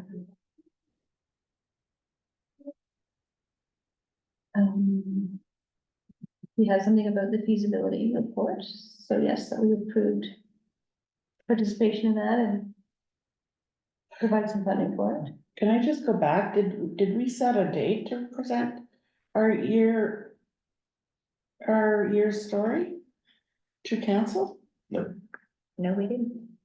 Is that something we should? That'd be a matter of, because it's something that you've got on your, on the action plans, is you'll do it. And so I guess you would apply for For a delegation. delegation, yeah, Yeah, I'll just and make then the let us tweaks know the and- dates. and then apply for one. Okay, cause you'll want, yeah, Which would be there. yeah.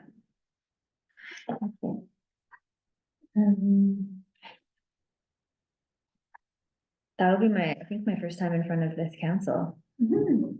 All right, we'll be fine. I think those are the key topics.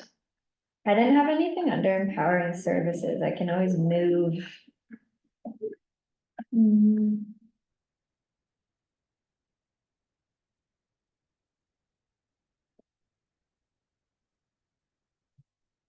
Do you wanna make a point about,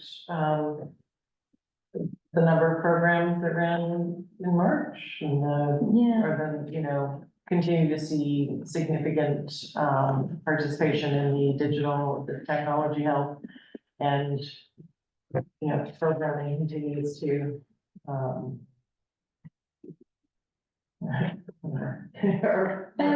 mean, we can even throw it here that, we were, delighted with the level of support for the technology. I take it right out of the year review, Yeah. plunk it in here. The As a- overwhelming response to the survey or the overwhelming response to a request for feedback? Well, I was thinking the numbers that participate Yeah. in that service, that, Wired Wednesday, is that the 3,300? It's not the, Anyway, that's the. Yes. That was 2023. Yeah. yeah. Most of the feedback though was specific to the one-on-one tech support. I would also say that, you know, active users and circulation and gallery attendance was up in March, or we continue to see Upward trends. upward trends.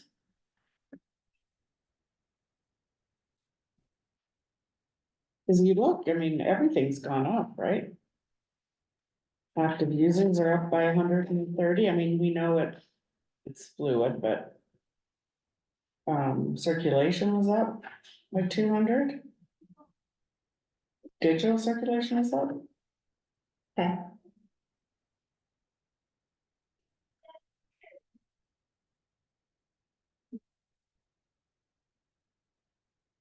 Oh, here, I'll put do you want your name in there, Mary? Website views are up, everything was up, Oh, yeah, I can't see it. except volunteer hours.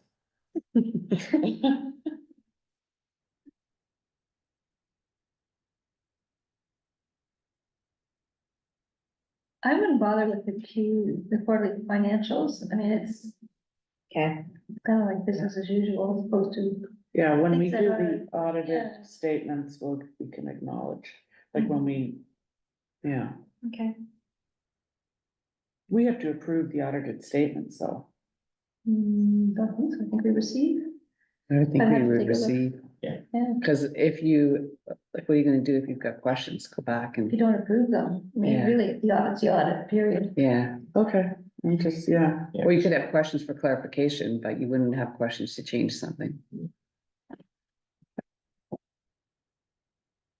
Anything else in the key messages?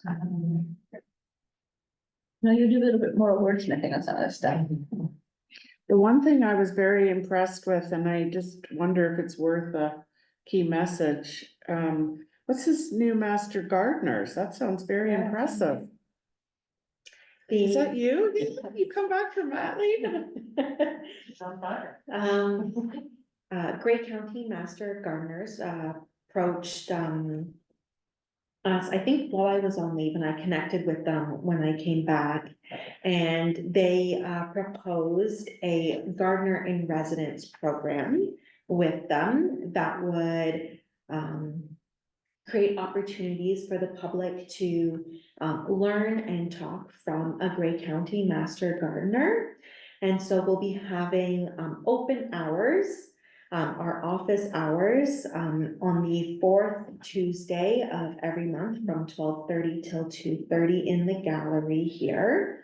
Where the Grey County Master Gardeners will do a little demonstration, or there'll be an interactive component where folks can interact with gardening and learn about gardening. And then there'll be a roundtable discussion during the office hours.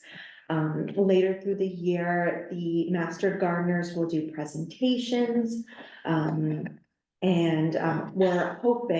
We're looking at the reality of it, of starting a seed library, which has a lot of community support as well. We've been asked for several years to start a Awesome. seed library, but sometimes these things take a little bit to work the kinks out. Do you think the gardening club knows this? Because they didn't mention it at the meeting a week ago. They shared it on Facebook. Oh, did they? I'm Okay. pretty sure, so yeah. Is it's it the just- 599 or what is it? Yeah, yeah. Yeah, they Okay. shared it. Okay, good. I noticed that. That's awesome. Yeah, they're watching that. I think we're gonna wanna watch what's happening with your outreach and make sure that it's something we pick up in the empowering services, because that's all about new stuff that's happening this year. And very much in the spirit of a 21st century library as Yeah. opposed to your traditional, yeah, we've got books. Awesome. Okay, anything else on the key messages? Which case I'm looking for a mover and seconder to approve the release of the key messages. I see Carol, and I caught Sean with one of my eyes. Thank you, all in favor? That's it, thank you very much. We have a notice of meeting for May 16th, that beginning at 1 p.m. And the main part of that is going to be policies. There'll be a bunch of policies to review. Do you have a sense of, there'll be a lot, right? So you have a sense of when they might be coming out for us to take a look at, or not, available, not coming out. Do you want them more than a week in advance? Yeah, Yeah, in fact, as you can put them up even under board. as we go. As you Is that go. okay? Yeah. Okay, yeah. Do we review them all every year? No. What? They said they're Certain always ones. certain. Okay, so some are like every 3 years? Yeah, I think Yeah. public safety and AODA is an annual one, which is Yeah. an obligation under legislation. Yeah. And then year one, we do bylaws and governance, and year two, do we system policies, so that's this year.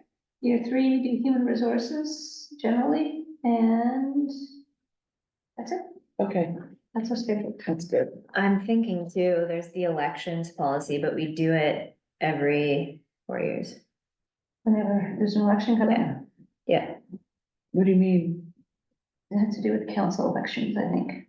Oh, yeah, it's not coming up. It's, No. No. I thought you said coming up. but that's one that, yeah, we Yeah. wouldn't look at Till. until, yeah, the time. Okay, And you have to have it, I think it's like May of The year, the of- year of, yeah, what's it pertain to, like not utilizing the space or? for campaigning, yeah. Yeah, And it applies to all levels of government, but then it also talks about like you can use library space for like debates as long as you're maintaining your commitment to being nonpartisan, so everybody's invited. yeah. yeah, That sort of thing. If everyone doesn't participate, though, that doesn't matter as Yeah. long as the effort is Yeah. made, that sort The of thing. invite's gone out to everybody. Yeah. Yeah. And I think you can photocopy campaign materials here using the photocopying service. but you're paying for it. yeah. Yes. Yeah. Okay, and I think the other major thing that's gonna be on that agenda will be action plan, deducts. We're gonna have to start implementing this at some point too. Okay, with that, I think I would like to ask for a motion to move into closed session. And that's subject to 16.1 subsection 4 of the Public Libraries Act. To move into closed session to address matters pertaining to personal matters and identifiable individuals.